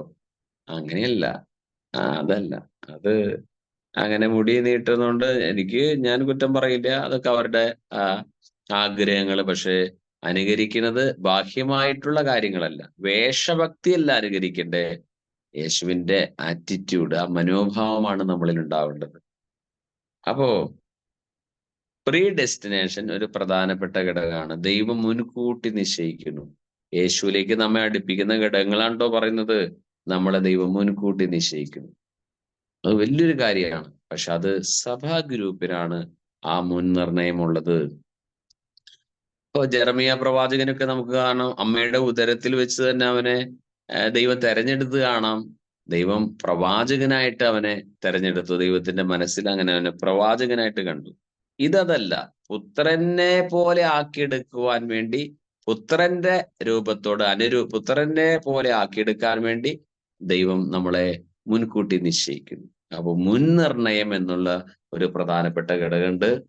ആരും അപ്പോ തെറ്റിദ്ധരിക്കരുത്, ദൈവം കുറച്ചുപേരെ മുൻകൂട്ടി നിശ്ചയിച്ചു, കുറെ പേരെ നരകത്തിലേക്ക് വിടാൻ മുൻകൂട്ടി നിശ്ചയിച്ചു. അങ്ങനെയല്ല, അങ്ങനെയില്ല.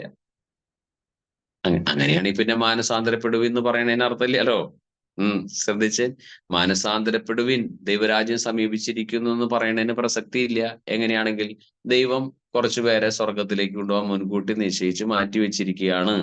അങ്ങനെയാണെങ്കിൽ മാനസാന്തരപ്പെടുവിൻ എന്ന് പറയേണ്ട കാര്യമില്ലല്ലോ. കാരണം എന്താ, ദൈവം ഒരു കൂട്ടരെ സ്വർഗത്തേക്ക് കൊണ്ടുപോകാനും മറ്റൊരു കൂട്ടരെ നരകത്തിലേക്ക് റെഡിയാക്കി വെച്ചേക്കാം. പിന്നെ ഇതിനെ മാനസാന്തരപ്പെടുവിൻ എന്ന സന്ദേശത്തിനോട് പ്രസക്തി. അപ്പോ മുൻനിർണയം സഭാഗ്രൂപ്പിനുള്ളതാണ്. എന്തിനു വേണ്ടി? തന്റെ പുത്രന്റെ രൂപത്തോട് അനുരൂപരാക്കി എടുക്കാൻ. അവർക്ക് ഒരു ബ്രാക്കറ്റ് കാലമുള്ളൂ. ഏതാ ബ്രാക്കറ്റ് കാലം? പെന്തക്കോസ്ത തിരുനാളിലാണ് സഭ രൂപപ്പെട്ടത്. അത്യുനാളുകളുടെ രൂപത്തിൽ ദൈവത്തിന്റെ ആത്മാവ് വരുന്നു, പത്രോസ് പ്രസംഗിക്കുന്നു, ആളുകൾ വചനം കേൾക്കുന്നു, അവർക്ക് പശ്ചാത്താപം ഉണ്ടാകുന്നു, അവര് മാനസാന്തരപ്പെടുന്നു, അവരൊരു ഗ്രൂപ്പായി തീർന്നു, സഭയായി തീർന്നു. വിശ്വാസികളുടെ സമൂഹം ഒരു ഹൃദയാത്മാവായി തീർന്നു. അന്ന് ആരംഭിച്ച സഭ ഇന്നും അതെ, രക്ഷയുടെ അനുഭവത്തിൽ വരുന്നവരെ ഈ സഭയോട് ചേർത്ത് അവസാനം കർത്താവ് രണ്ടാമത് വരുമ്പോൾ ഈ ഗ്രൂപ്പിനെ കൊണ്ടുപോകും. അത് കർത്താവിന്റെ സെക്കൻഡ് കമ്മിങ് വരെയുള്ളൂ ഇവര്. പെന്തക്കോസ്ത മുതൽ കർത്താവിന്റെ രണ്ടാമത്തെ വരവ് വരെ. അത് കഴിഞ്ഞാൽ അവർ അപ്രത്യക്ഷമായി. പിന്നെ ഇവിടെ കിടക്കുന്ന ആളുകൾ ആര്? യഹൂദന്മാരുണ്ട്, വിജാതീയരുണ്ട്, അവരൊക്കെ നരകത്തിൽ പോകുന്നതാണ് അർത്ഥം. അല്ല, അവരിൽ തന്നെ രക്ഷയുടെ അനുഭവത്തിൽ വന്നവരെ കർത്താവ് കൂട്ടിക്കൊണ്ടു. പക്ഷെ ഏത് ഗണത്തിലുണ്ടാവില്ല? സഭയുടെ ഗണത്തിലുണ്ടാവില്ല. അപ്പൊ പ്രീ ഡെസ്റ്റിനേഷൻ എന്ന് പറയുന്നത് സഭയുടെ ഗ്രൂപ്പിൽ വേണ്ടിയിട്ടാണ് കർത്താവ് നിശ്ചയിച്ചിരിക്കുന്നത് എന്ന് മനസ്സിലാക്കാം. അപ്പോ ഇനി ഞാൻ നേരത്തെ പറഞ്ഞില്ലേ, ഏറ്റവും ആദ്യം ഞാൻ സൂചിപ്പിച്ചു, പിതാവിന്റെ ആകർഷണത്തിലൂടെ അല്ലാതെ, അല്ലെങ്കിൽ പുത്രന്റെ ക്രൂശുമരണത്തിലൂടെ അല്ലാതെ, ആകർഷണത്തിലൂടെ അല്ലാതെ ആരും വരില്ല. രണ്ടാമത് ഞാൻ പറഞ്ഞു, ദൈവത്തിന്റെ തെരഞ്ഞെടുപ്പാണ്. ലോകദൃഷ്ടിയാൽ ഭോഷന്മാരായവരെ ദൈവം തെരഞ്ഞെടുത്തു. മൂന്ന്, വിളിയെ കുറിച്ച് പറഞ്ഞു. അവിടെ ഒന്ന് രണ്ട് കാര്യങ്ങൾ കൂടെ പരാമർശിക്കാൻ വേണ്ടി ഹെബ്രായ ലേഖനത്തിലേക്ക് നമുക്ക് പോവാം. ഹെബ്രായ ലേഖനം 5-ാമത്തെ അധ്യായത്തിലേക്ക് വരൂ. ഹെബ്രായ ലേഖനം 5-ാമത്തെ അധ്യായം. ഈ ഹെബ്രായ ലേഖനം 13 അധ്യായമുള്ള പുസ്തകം കേട്ടോ. ഇതൊക്കെ നമ്മൾ പല ഗ്രൂപ്പിനെയും, നമ്മുടെ ഈ ബൈബിൾ ക്ലാസ്സിൽ പഠിക്കുന്ന പല ഗ്രൂപ്പുകാരെ ഹെബ്രായ ലേഖനം മൊത്തം പഠിപ്പിച്ചു കഴിഞ്ഞു. പല ഗ്രൂപ്പുകാര് വേർഡ് ബൈ വേർഡ് ആയിട്ട് കേട്ടോ ഓരോ വരിയും എടുത്ത് ഹെബ്രായ ലേഖനം പഠിപ്പിച്ചു. എത്രയോ, എനിക്ക് തോന്നുന്നത് 2 ഗ്രൂപ്പുകാരെ ഇപ്പോ നമ്മുടെ ബൈബിൾ പഠനത്തിന്റെ 5 ബാച്ച് ഉണ്ട്. 5 ബാച്ച് വചനം പഠിക്കുന്നുണ്ട്. അവര് നമ്മൾ ഇതുപോലെ ഇപ്പൊ ഏതെങ്കിലും വിഷയമല്ല പഠിക്കുക, ഓരോ പുസ്തകങ്ങളായിട്ടാണ് പഠിക്കുന്നത്. 5 ബാച്ചുകാര് 4 വർഷത്തോളം ഇപ്പൊ ബൈബിൾ പഠിക്കുന്നു. അവർക്ക് ഹെബ്രായ ലേഖനമൊക്കെ കഴിഞ്ഞു. ഹെബ്രായ ലേഖനം കഴിഞ്ഞവരുണ്ട്, എഫേസ്യ ലേഖനം കഴിഞ്ഞവരുണ്ട്, ഗലേഷ്യൻസ് കഴിഞ്ഞു, ഫിലമോന്റെ ലേഖനം കഴിഞ്ഞു, റൂത്തിന്റെ പുസ്തകം കഴിഞ്ഞു, അതുപോലെ ലേവിയ പുസ്തകം കഴിഞ്ഞവരുണ്ട്. ടഫായിട്ടുള്ള പുസ്തകങ്ങൾ പലതും കഴിഞ്ഞതുണ്ട്. അപ്പോ ഞാനിങ്ങനെ ഓർമ്മിപ്പിച്ചു എന്ന് മാത്രം. അപ്പൊ എന്തൊക്കെയാണെങ്കിലും ഈ ഹെബ്രായ ലേഖനം 5-ാമത്തെ അധ്യായത്തിലേക്കാണ് വരേണ്ടത്. Page number 351. 5-ാമത്തെ അധ്യായത്തിന്റെ അവിടെ അഹറോനെ കുറിച്ച് പറയുന്ന ഒരു വാക്യത്തിനോട് ബന്ധപ്പെട്ടാണ്. 5-ന്റെ 1 മുതൽ വായിച്ചോളൂ. 5-ന്റെ 1-ഉം 2-ഉം വാക്യങ്ങൾ. ജനങ്ങളിൽ നിന്ന് ജനങ്ങൾക്ക് വേണ്ടി തിരഞ്ഞെടുക്കപ്പെടുന്ന പ്രധാന പുരോഹിതൻ ദൈവിക കാര്യങ്ങൾക്ക് നിയമിക്കപ്പെടുന്നത് പാപപരിഹാരത്തിനായി ബലികളും കാഴ്ചകളും അർപ്പിക്കാനാണ്. അവൻ തന്നെ ബലഹീനനായതുകൊണ്ട് അജ്ഞരോടും വഴിതെറ്റിയവരോടും വേണ്ടത്ര സഹതാപത്തോടെ പെരുമാറാൻ അവന് കഴിയും. മതി, അത് മതി. ജനങ്ങളിൽ നിന്ന്, പഴയ നിയമ പൗരോഹിത്യം കേട്ടോ, പുതിയ നിയമമല്ല. ജനങ്ങളിൽ നിന്ന് ജനങ്ങൾക്ക് വേണ്ടി തിരഞ്ഞെടുക്കപ്പെടുന്ന പ്രധാന പുരോഹിതൻ ദൈവിക കാര്യങ്ങൾക്ക് നിയമിക്കപ്പെടുന്നത് പാപപരിഹാരത്തിനായി ബലികളും കാഴ്ചകളും അർപ്പിക്കാനാണ്. അതെ, പഴയ നിയമത്തിലെ പുരോഹിതന്മാരെ തിരഞ്ഞെടുത്തത് അതിന് വേണ്ടിയിട്ടാ. പഴയ നിയമത്തിൽ 2 തരത്തിലുള്ള പുരോഹിതന്മാരുണ്ട്. ഒന്ന് മഹാപുരോഹിതൻ, 2 സാധാരണ പുരോഹിതന്മാര്. മഹാപുരോഹിതന് മാത്രമേ ഈ അതിവിശുദ്ധ സ്ഥലത്ത് കയറാൻ പറ്റുള്ളൂ. വിശുദ്ധ സ്ഥലത്ത് സാധാരണ പുരോഹിതന്മാർക്ക് കയറാം. യാഗപീഠത്തിന്റെ അടുത്തേക്ക് അൽമായർക്കും കയറാം. അതിന്റെ പടം വെച്ച് പറഞ്ഞാലേ മനസ്സിലാവുള്ളൂ. എങ്കിലും ഇങ്ങനെ പറയാതെ നിവൃത്തിയില്ല. അപ്പൊ ഏറ്റവും മോസ്റ്റ് ഹോളി പ്ലേസിൽ മഹാപുരോഹിതന് കയറാം. അതാണ് ഇവിടെ ജനങ്ങളിൽ നിന്ന് ജനങ്ങൾക്ക് വേണ്ടി തെരഞ്ഞെടുക്കപ്പെടുന്ന പ്രധാന പുരോഹിതൻ. സാധാരണ പുരോഹിതനല്ല, പ്രധാന പുരോഹിതൻ, ഹൈ പ്രീസ്റ്റ് ആണ്. ബൈബിളിലെ ഏറ്റവും ആദ്യത്തെ ലേവ്യ പൗരോഹിത്യത്തിലെ ഏറ്റവും ആദ്യത്തെ പുരോഹിതൻ ആരാണ്? അഹ്റോൻ തന്നെയാണ്. എന്നാൽ ബൈബിളിൽ അതിനു മുമ്പേ പൗരോഹിത്യത്തെ കുറിച്ച് പറയുന്നുണ്ട്. മെൽക്കീസെദെക്ക്, ഈ നമ്മുടെ ഡേവിസേട്ടന്റെ നാട്ടിലുള്ള ഒരു മുരിയാടുള്ള ആൾക്കാർ അവിടെ പോയി വന്നിട്ട് ചിലർ എന്നോട് ചോദിച്ചിട്ടുണ്ട്, മെൽക്കീസെദെക്ക് ആരാന്ന് ബ്രദറിന് അറിയോ? മെൽക്കീസെദെക്ക് അവിടെ നിന്ന് ആരോ പഠിപ്പിച്ചിട്ടൊക്കെ മെൽക്കീസെദെക്ക്. അപ്പോ ഞാനതിന് മറുപടി ഒന്നും പറഞ്ഞില്ല. അവര് മെൽക്കീസെദെക്കിനെ പറഞ്ഞു തരാന്ന് പറഞ്ഞ എന്റെ അടുത്തേക്ക് വന്ന് ഞാൻ ഓർക്കാണ്. അപ്പൊ അവരെ അവിടെ പഠിപ്പിച്ചു വിട്ടിട്ട് എന്താ പഠിപ്പിച്ചതെന്ന് എനിക്ക് അറിഞ്ഞൂടെ. എന്താണെങ്കിലും മെൽക്കീസെദെക്ക് എന്ന് പറയുന്ന ആള് പഴയ നിയമത്തിലെ ഒരു പുരോഹിതനായിട്ട് കാണുന്നുണ്ട്. പക്ഷെ ലേവ്യ പൗരോഹിത്യ കുടുംബത്തിൽപ്പെട്ട ആളല്ല. മെൽക്കീസെദെക്കിനെ കുറിച്ച് പിന്നീട് വേണമെങ്കിൽ ഒരിക്കൽ പഠിക്കാം. നമുക്ക് പഠിക്കണമെങ്കിൽ അത് ഉൽപ്പത്തി 14 പഠിക്കണം, സങ്കീർത്തനം 110 പഠിക്കണം, പിന്നെ ഹെബ്രായ ലേഖനത്തിൽ ഈ 5ഉം 6ഉം 7ഉം അധ്യായങ്ങൾ പഠിക്കണം. അപ്പൊ നല്ലൊരു ചിത്രം കിട്ടും ആരാ മെൽക്കീസെദെക്ക്.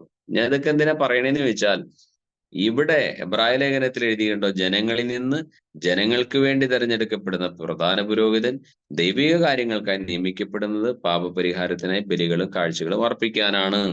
അവൻ തന്നെ ബലഹീനനായതുകൊണ്ട് അജ്ഞരോടും വഴിതെറ്റിയവരോടും വേണ്ടത്ര സഹതാപത്തോടെ പെരുമാറാൻ അവന് കഴിയും. അവൻ തന്നെ ബലഹീനൻ. ആര്? പ്രധാന പുരോഹിതൻ തന്നെ വളരെ ബലഹീനനാണ്. അതുകൊണ്ട് തന്റെ അടുക്കൽ വന്ന ബലഹീനരോട് അവന് സഹതാപത്തോടെ പെരുമാറാൻ കഴിയും. ഇക്കാരണത്താൽ അതുകൂടെ വായിച്ചോ, അതുകൂടെ വായിച്ച റാഫേലേട്ട 3ഉം 4ഉം കൂടെ വായിച്ചോളൂ. 5-ാമത്തെ അധ്യായത്തിന്റെ 3ഉം 4ഉം വാക്യങ്ങൾ കൂടെ. ഇക്കാരണത്താൽ അവൻ ജനങ്ങളുടെ പാപങ്ങൾക്ക് വേണ്ടി എന്ന പോലെ സ്വന്തം പാപങ്ങൾക്ക് വേണ്ടിയും ബലി സമർപ്പിക്കാൻ കടപ്പെട്ടിരിക്കുന്നു. അഹ്റോനെ പോലെ ദൈവത്താൽ വിളിക്കപ്പെടുകയല്ലാതെ ആരും സ്വയം ഈ ബഹുമതി ഏറ്റെടുക്കുകയല്ല. മതി അത് മതി. കണ്ടോ, ആര് സ്വയം ഈ ബഹുമതി ഏറ്റെടുക്കല്ല. ഏത്? ഈ പ്രധാന പുരോഹിതനേക്കുള്ള വിളി, പൗരോഹിത്യത്തിലേക്കുള്ള വിളി മാത്രമല്ല, ഏത് വിളിയും സ്വയം ഏറ്റെടുക്കുകയല്ല. അഹ്റോനെ പോലെ വിളിക്കപ്പെടുകയല്ലാതെ ആർക്കും സ്വയം ഏറ്റെടുക്കാൻ കഴിയില്ല. പ്രിയപ്പെട്ടവരെ, സ്വയം ഏറ്റെടുത്ത് ഭക്തി ചമയാനോ ദൈവദാസനായി തീരാനോ ദൈവത്തിലേക്ക് എടുക്കാനോ പറ്റില്ല. അഹ്റോനെ പോലെ വിളിക്കപ്പെടുകയല്ലാതെ ദൈവം വിളിക്കണം. ദൈവം വിളിക്കാതെ പറ്റില്ല പുള്ളിക്കാരുടെ അടുത്ത് പോവാൻ. നമ്മൾ ഒരു കസർത്തും നടത്തിയിട്ട് കാര്യമില്ല. ദൈവം വിളിക്കാതെ പറ്റത്തില്ല.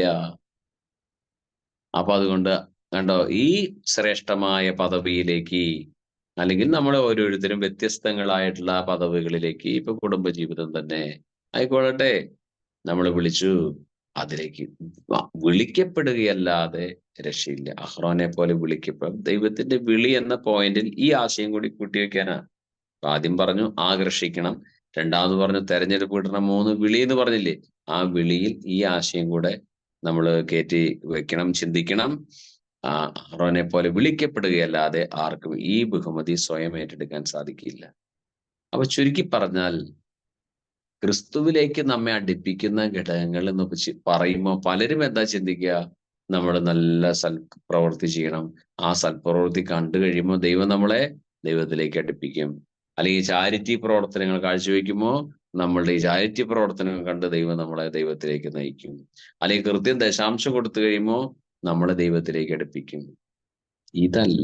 ഇതാണ് പലരുടെയും അടിമനസ്സിൽ കിടക്കുന്നത്. റോമാലേഖനം 9-ാമത്തെ അധ്യായത്തിലേക്ക് വരും. റോമാലേഖനം 9-ാമത്തെ അധ്യായം ശ്രദ്ധിച്ച് വായിക്കേണ്ട ഒരു വചനഭാഗമാണ്. Page number 234. പേജ് നമ്പർ 234, റോമാലേഖനം 9-ാമത്തെ അധ്യായത്തിന്റെ അവസാന ഭാഗത്ത് വിജാതിയർ പ്രാപിച്ച നീതി എന്ന് പറയുന്ന ഒരു ഭാഗമുണ്ട്. വിജാതിയർ പ്രാപിച്ച നീതി. 9:30 മുതൽ വായിച്ചേ. അപ്പോൾ നമ്മൾ എന്തു പറയണം? നീതി അന്വേഷിച്ച് പോകാതിരുന്ന വിജാതിയർ നീതി, അതായത് വിശ്വാസത്തിലുള്ള നീതി പ്രാപിച്ചു എന്ന് തന്നെ. നിയമത്തിൽ അധിഷ്ഠിതമായ നീതി അന്വേഷിച്ചു പോയ ഇസ്രായേൽ ആകട്ടെ ആ നിയമം നിറവേറ്റുന്നതിൽ വിജയിച്ചില്ല. എന്തുകൊണ്ട്? അവർ വിശ്വാസത്തിലൂടെയല്ല, പ്രവൃത്തികളിലൂടെയാണ് അന്വേഷിച്ചത്. ഇടർച്ചയുടെ പാറമേൽ അവർ തട്ടി വീണു. ഇതാ, തട്ടി വീഴ്ത്തുന്ന കല്ലും ഇടർച്ചയ്ക്കുള്ള പാറയും സിയോനിൽ ഞാൻ സ്ഥാപിക്കുന്നു. അവനിൽ വിശ്വസിക്കുന്നവർക്ക് ലജ്ജിക്കേണ്ടി വരികയില്ലെന്ന് എഴുതപ്പെട്ടിരിക്കുന്നു. എഴുതപ്പെട്ടിരിക്കുന്ന എന്തെന്നാ? യേശുവിൽ വിശ്വസിക്കുന്നവർക്ക് ലജ്ജിക്കേണ്ടി വരില്ല. അപ്പോ ഇസ്രായേൽ ജനത്തിനെ പറ്റിയ മണ്ടത്തരം ശ്രദ്ധിക്കണേ, വളരെ ശ്രദ്ധിക്കണം. അപ്പോൾ നമ്മൾ എന്ത് പറയണം? നീതി അന്വേഷിച്ചു പോകാതിരുന്ന വിജാതിയർ നീതി, അതായത് വിശ്വാസത്തിലുള്ള നീതി പ്രാപിച്ചു എന്ന് തന്നെ. ഒന്നുകൂടെ വായിക്കാം, അടുത്ത വാക്യം. നിയമത്തിൽ അധിഷ്ഠിതമായ നീതി അന്വേഷിച്ചു പോയ ഇസ്രായേലരാകട്ടെ ആ നിയമം നിറവേറ്റുന്നതിൽ വിജയിച്ചില്ല. എന്തുകൊണ്ട്? അവർ വിശ്വാസത്തിലൂടെയല്ല, പ്രവർത്തികളിലൂടെയാണ് അന്വേഷിച്ചത്. നന്നായിട്ട് വിവരിച്ചാലേ മനസ്സിലാവും. നമ്മള് സാധാരണ നീതി എന്ന് പറയുമ്പോൾ എന്താ മനസ്സിലാക്കണേ? നീതി ഓരോരുത്തർക്കും അവകാശപ്പെട്ടിരിക്കുന്നത് കൊടുക്കുവിൻ. ഇപ്പൊ നമ്മുടെ വീട്ടിൽ ഒരാളെ പണിക്ക് നിർത്തിയാൽ, ഇപ്പൊ സ്ത്രീകളെയൊക്കെ പണിക്ക് നിർത്തിയാൽ, കൂലിപ്പണിക്ക് നിർത്തി കഴിഞ്ഞാൽ 600 രൂപയാണ് ഈ ഭാഗത്ത് കൂലി. 600 രൂപ കൊടുക്കണം. അതിനെ വിളിച്ചു വരുത്തിയിട്ട് 400 350 രൂപ കൊടുത്താലോ?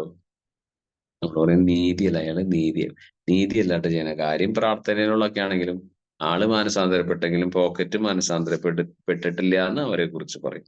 നാട്ടിലെ നീതി അനുസരിച്ച്, നാട്ടിലെ നീതി ന്യായവും അനുസരിച്ച് അവർക്കുള്ള കാര്യങ്ങൾ ചെയ്തു കൊടുക്കണം. ഒരു അധ്യാപകൻ ക്ലാസ്സിൽ വരുമ്പോൾ കുട്ടികൾ എഴുന്നേറ്റ് ഗുഡ് മോർണിംഗ് പറയുന്നു, അല്ലെങ്കിൽ സാറിനോട് ഗുഡ് ആഫ്റ്റർനൂൺ പറയുന്നു. ആ കുട്ടികൾ അധ്യാപകന് കൊടുക്കേണ്ട റെസ്പെക്ട് കൊടുക്കുന്നു. വീട്ടിൽ മാതാപിതാക്കളെ കുഞ്ഞുങ്ങൾ ബഹുമാനിക്കുന്നു. കുറെ കൂടി പ്രായമുള്ള മാതാപിതാക്കളാവുമ്പോൾ കുട്ടികൾ ഇത്തിരി വലുതായിരിക്കും. അവർക്ക് വേണ്ടുന്ന കാര്യങ്ങളൊക്കെ ചെയ്തു കൊടുക്കുന്നു, മാതാപിതാക്കൾക്ക് ശുശ്രൂഷിക്കുന്നു, സ്നേഹിക്കുന്നു. ഇതൊക്കെ നീതിയിൽപ്പെട്ട കാര്യങ്ങളാണ്. പക്ഷെ ഈ നീതിയല്ല ബൈബിൾ പറയുന്നു. ബൈബിൾ പറയുന്ന നീതി മറ്റൊന്നാണ്. ബൈബിളിൽ എന്താ പറയുന്നത്? ഓരോരുത്തർക്ക് അവകാശപ്പെട്ടിരിക്കുന്നത് കൊടുക്കുവിൻ എന്ന് പറയുന്നതല്ല പുതിയ നിയമത്തിലെ നീതി. പുതിയ നിയമത്തിലെ നീതി യേശുവിൽ ഒരാൾ വിശ്വസിച്ചു എന്നൊരൊറ്റ കാരണം കൊണ്ട് അയാളെ നീതിമാൻ എന്നാണ് ബൈബിളിൽ പറയുന്നത്. ദൈവം ഉണ്ടാക്കിയ വ്യവസ്ഥയാണത്. നമുക്കിപ്പോ എന്ത് ചെയ്യാൻ പറ്റും? അതെന്ത് പരിപാടി ചെയ്യണം? യേശുവിൽ വിശ്വസിച്ചു എന്നുകൊണ്ട് അങ്ങനെ നീതിമാനാവില്ല. പക്ഷെ ദൈവം ഉണ്ടാക്കിയ വ്യവസ്ഥയാണത്. നിയമവും പ്രവാചകന്മാരും സാക്ഷ്യപ്പെടുത്തിയിട്ടുള്ള ദൈവനീതി ഇപ്പോൾ നിയമത്തിലൂടെ അല്ലാതെ വെളിപ്പെട്ടിരിക്കുന്നു. ഈ ദൈവനീതി വിശ്വസിക്കുന്നവർക്കും ആരെന്നുള്ള വ്യത്യാസം കൂടാതെ യേശുക്രിസ്തുവിലുള്ള വിശ്വാസം വഴി ലഭിക്കുന്നതാണ്. റോമാലേഖനം 3-ാമത്തെ അധ്യായത്തിന്റെ 21 മുതലുള്ള വാക്യങ്ങൾ പറയുന്ന നിയമവും പ്രവാചകന്മാരും സാക്ഷ്യപ്പെടുത്തുന്ന ദൈവനീതി നിയമത്തിലൂടെ അല്ലാതെ വെളിപ്പെട്ടിരിക്കുന്നു. ഈ ദൈവനീതി വിശ്വസിക്കുന്നവർക്കും. ആരെ വിശ്വസിക്കണം? യേശുക്രിസ്തു എനിക്ക് വേണ്ടി ജനിച്ചു, മരിച്ചു, ഉദ്ധാനം ചെയ്തു എന്ന സത്യം വിശ്വസിച്ച് അംഗീകരിക്കുമ്പോൾ അയാളെ നീതിമാനായിട്ട് ദൈവം കാണുന്നു. എന്നാൽ ഇസ്രായേൽക്കാർക്ക് പറ്റിയത്, അവർ വിശ്വാസത്തിലൂടെയല്ല അന്വേഷിച്ചത് ദൈവത്തെ, പിന്നെയോ പ്രവർത്തികളിലൂടെ. എന്തെങ്കിലും ചെയ്ത് ദൈവത്തെ പ്രസാദിപ്പിക്കാം, അങ്ങനെ ദൈവത്തിലേക്ക് അടുക്കാം എന്നവർ ചിന്തിച്ചു. ഞാൻ പറഞ്ഞു വരുന്നത് ശ്രദ്ധിക്കണേ. അതുകൊണ്ടാണ് റോമാലേഖനം 9:32 വാക്യത്തിൽ പറയുന്നത്, 31-32 നിയമത്തിൽ അധിഷ്ഠിതമായ നീതി അന്വേഷിച്ചു പോയ ഇസ്രായേലാകട്ടെ ആ നിയമം നിറവേറ്റുന്നതിൽ വിജയിച്ചില്ല. എന്തുകൊണ്ട്? അവർ വിശ്വാസത്തിലൂടെയല്ല, പ്രവർത്തികളിലൂടെയാണ് അന്വേഷിച്ചത്. എന്തെങ്കിലും പ്രവൃത്തി ചെയ്ത് ദൈവത്തിലേക്ക് അടുക്കാമെന്ന് ചിന്തിക്കുന്നവര് തെറ്റാണ് പറയുന്നത്, തെറ്റാ ചിന്തിക്കുന്നത്. കാരണം നമ്മുടെ ഉള്ള് അശുദ്ധിയാണ്, തിന്മയാണ്. തിന്മയുള്ള ഒരു മനുഷ്യൻ തിന്മയുടെ പ്രവൃത്തികൾ കാഴ്ചവെച്ച് എങ്ങനെ ദൈവത്തിലേക്ക് അടുക്കുക? ഇപ്പൊ കായന് നല്ലൊരു ഉദാഹരണം, കർമ്മമാർഗത്തിന്റെ ദൃഷ്ടാന്തമാണ് കായൻ എന്ത് ചെയ്തു? താൻ കൃഷിക്കാരനാണ്, കൃഷി ചെയ്യുന്ന സാധനങ്ങൾ ദൈവത്തിന് കൊടുത്ത് ദൈവത്തെ പ്രസാദിപ്പിക്കാൻ നോക്കി. എന്ത് പറ്റി? തിരസ്കരിക്കപ്പെട്ടു. ആബേൽ എന്താ ചെയ്തേ? ആബേൽ കടിഞ്ഞൂൽ കുഞ്ഞുങ്ങളുടെ കൊഴുപ്പുള്ള ഭാഗം എന്താ അങ്ങനെ സമർപ്പിക്കാൻ കാരണം? ആദത്തിൽ നിന്ന് ഹവയിൽ നിന്ന് ഞാൻ ഒരിക്കൽ പറഞ്ഞു തന്നിട്ടുള്ളതാണ്. ആദത്തിൽ നിന്ന് ഹവയിൽ നിന്ന് അദ്ദേഹത്തിന് മനസ്സിലായി കിട്ടി എന്തെന്ന്? യാഗമർപ്പിക്കേണ്ടത് രക്തത്തോടു കൂടിയുള്ളതാണ്. ദൈവം വെളിപ്പെടുത്തിയ കാര്യം അദ്ദേഹം വിശ്വസിച്ചു. ആ വിശ്വസിച്ചതനുസരിച്ച് അദ്ദേഹം ആക്ട് ചെയ്തു. ആദ്യം വിശ്വാസമാണ് മുമ്പേ പോണേ, പ്രവൃത്തിയല്ല മുമ്പേ പോണേ. ആദ്യം വിശ്വാസം മുമ്പേ പോയി, പുറകെ പ്രവൃത്തി. അപ്പൊ അദ്ദേഹം ബ്ലെസ്ഡ് പേഴ്സൺ ആയിട്ട് മാറി. അപ്പൊ ദൈവത്തിലേക്ക് അടുക്കാൻ ദൈവം, പുതിയ നിയമം പറയുന്ന വ്യവസ്ഥ, ദൈവം എന്ത് പറയുന്നു ആ കാര്യം വിശ്വസിക്കുകയും അനുസരിക്കുകയും ചെയ്യുക. അല്ലാതെ വിശ്വാസമില്ല. ചില ആളുകൾ പറയും മാനവ സേവ മാധവ സേവ. ഹിന്ദുക്കളുടെ ഒരു ആശയമാണ് മാനവ സേവ മാധവ സേവ എന്ന് പറഞ്ഞാൽ മാനവനെ സേവിക്കുന്നത് തന്നെയാണ് മാധവൻ ദൈവത്തെ സേവിക്കുന്നതെന്ന്. അല്ലേ അല്ല. മാനവനെ സേവിക്കണ്ടെന്ന് ആരും പറയുന്നില്ല. ഏറ്റവും ആദ്യം മാധവനെ സേവിക്കൂ, യേശുവിന് ഉള്ളിലിടം കൊടുക്കൂ, യേശുവിനെ ആരാധിക്കൂ. അപ്പോൾ നിന്റെ ഉള്ളിൽ നിന്ന് മാനവനെ സ്നേഹിക്കാനുള്ള ശക്തി കിട്ടും. ഇതാണ് ബൈബിൾ പഠിപ്പിക്കുന്നത്. അല്ലാതെ മാനവ സേവ മാധവ സേവ എന്ന് പറഞ്ഞാൽ ഓപ്പോസിറ്റായി, ക്രിസ്തീയ ഉപദേശത്തിന് വിരുദ്ധായി. അപ്പോ ദൈവത്തിലേക്ക് നമ്മൾ അടുപ്പിക്കുന്ന ഘടകങ്ങൾ വിശ്വാസത്തിന്റെ കണ്ണിലൂടെ എല്ലാം കാണാം. ഒരു ഉദാഹരണം പറയാം ഞാൻ. സമയം കുറെ ആയല്ലോ. കോലഞ്ചേരിയിൽ ഞാൻ കഴിഞ്ഞ ദിവസം എൻ്റെ സുഹൃത്തിന്റെ വീട്ടിലാണ് ഞാൻ താമസിച്ചത്. എനിക്ക് ധാരാളം സുഹൃത്തുക്കളുണ്ട് കോലഞ്ചേരി യാക്കോബായ ഓർത്തഡോക്സ് സഭയിൽപ്പെട്ടവര്. 10 കൊല്ലം അവരുടെ ഇടയിൽ പ്രവർത്തിച്ചു. കാരണം എനിക്ക് അവരുടെ ബൈബിൾ നന്നായിട്ട് അറിയാം. ദൈവത്തിന് മഹത്വം, ദൈവം പഠിപ്പിച്ചതാണ് കേട്ടോ. അപ്പൊ അവിടെ ഇടുക്കി ഭാഗത്തൊരു ശുശ്രൂഷ കഴിഞ്ഞ് കോലഞ്ചേരിയിൽ ഒരു സുഹൃത്തിന്റെ വീട്ടിൽ തങ്ങി. ആ വീട്ടിൽ തങ്ങാൻ കാരണം അദ്ദേഹത്തിന്റെ അമ്മ, സണ്ണി എന്ന അദ്ദേഹത്തിന്റെ പേര്, സണ്ണി ബ്രദറിന്റെ, അദ്ദേഹത്തിന് ഒരു മെഡിക്കൽ ഷോപ്പാണ്. അദ്ദേഹത്തിന്റെ അമ്മ 93 വയസ്സുണ്ട്. അമ്മയാണ് വീട്ടിൽ ആക്റ്റീവായിട്ട് നടക്കണേ.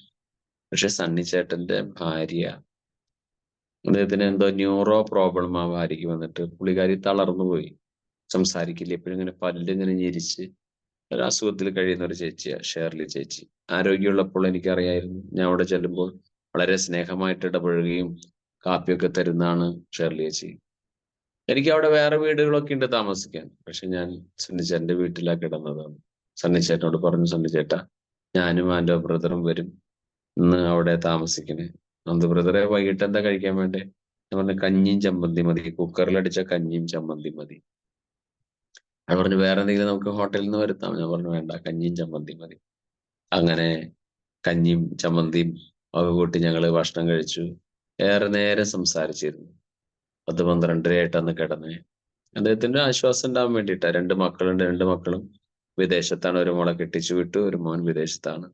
പിന്നെ ആള് രാവിലെ ഞാൻ ശ്രദ്ധിച്ചു, രാവിലെ തന്നെ അദ്ദേഹം എഴുന്നേറ്റ് ഭാര്യയെ കുളിപ്പിക്കുന്നു, വളരെ വൃത്തിയാക്കി നല്ല നൈറ്റ് ഇടിച്ച് എടുത്ത് അടുക്കളയിൽ ഒരു കസേരയെ കൊണ്ടിരുത്തുന്നു. എന്നിട്ടോ പുട്ടും പഴം കുഴച്ച് വായിലേക്ക് വെച്ചു കൊടുക്കാൻ പറ്റില്ല, പല്ലിങ്ങനെ കടിച്ചു പിടിച്ചിരിക്കുള്ളൂ. സണ്ണിച്ചേട്ടൻ പറയാണ്, ഞാൻ ഷേർലിനെ വിവാഹം കഴിക്കുമ്പോൾ ഷേർലിയുടെ ഈ അടിവശത്തെ പല്ല് 2 ഉണ്ടായിരുന്നില്ല. പല്ല് എന്തോ വീഴ്ച പറ്റിപ്പോയതാ, പിന്നെ വെപ്പുമില്ലായിരുന്നു.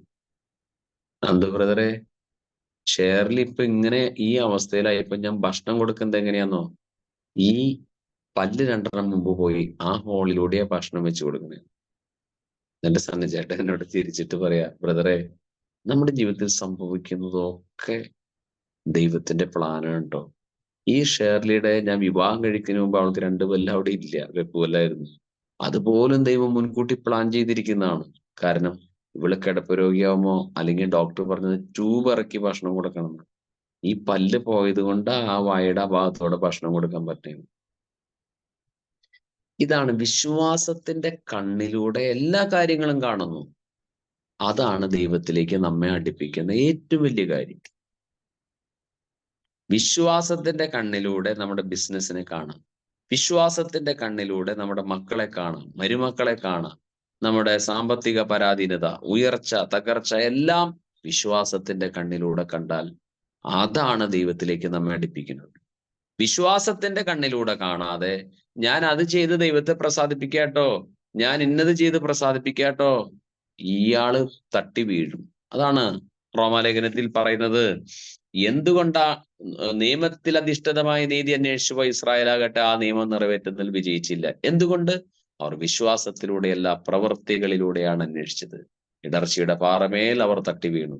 ഇതാ തട്ടി വീഴ്ത്തുന്ന കല്ലും ഇടർച്ചയ്ക്കുള്ള പാറയും സിയോനിൽ ഞാൻ സ്ഥാപിച്ചിരിക്കുന്നു. അവനിൽ വിശ്വസിക്കുന്നവർക്ക് ലജ്ജിക്കേണ്ടി വരികയില്ല. യേശുവിൽ വിശ്വസിക്കുക, വിശ്വാസത്തിന്റെ കണ്ണിലൂടെ സകലതും കാണുക. അപ്പോൾ നമ്മൾ ദൈവത്തിലേക്ക് അടുക്കുന്നു മാത്രമല്ല, അവനോട് ഏകീഭവിക്കും. യേശു ക്രിസ്തുവായിട്ട് ഒന്നായി തീരും. അവന്റെ കൃപയാൽ നാം നിറയപ്പെടുകയും ചെയ്യും. ഇത്രയും കാര്യങ്ങളാണ് കർത്താവ് ഈ വിഷയമായിട്ട് ബന്ധപ്പെട്ട് പറയാൻ പറഞ്ഞത്. ഒരു വാക്ക് പ്രാർത്ഥിക്കുന്നു. കർത്താവെ, നല്ല ഈ രാത്രി സമയത്തിന് നന്ദി പറയുന്നു. ദൈവത്തിന്റെ വചനത്തിൽ അവിടെ ഞങ്ങളോട് സംസാരിച്ച് നന്ദി പറയുന്നു. യേശുവിലേക്ക് കൂടുതൽ അടുക്കുവാൻ ഞങ്ങൾ എല്ലാവരെയും സഹായിക്കണമേ. വിശ്വാസത്തിന്റെ കണ്ണിലൂടെ എല്ലാം കണ്ട് മുന്നോട്ട് പോവാൻ ഞങ്ങൾ അനുഗ്രഹിക്കണമേ. നിത്യം പിതാവും പുത്രനും പരിശുദ്ധാത്മാവുമായി സർവേശ്വരൻ എന്നേക്കും. ആമേൻ.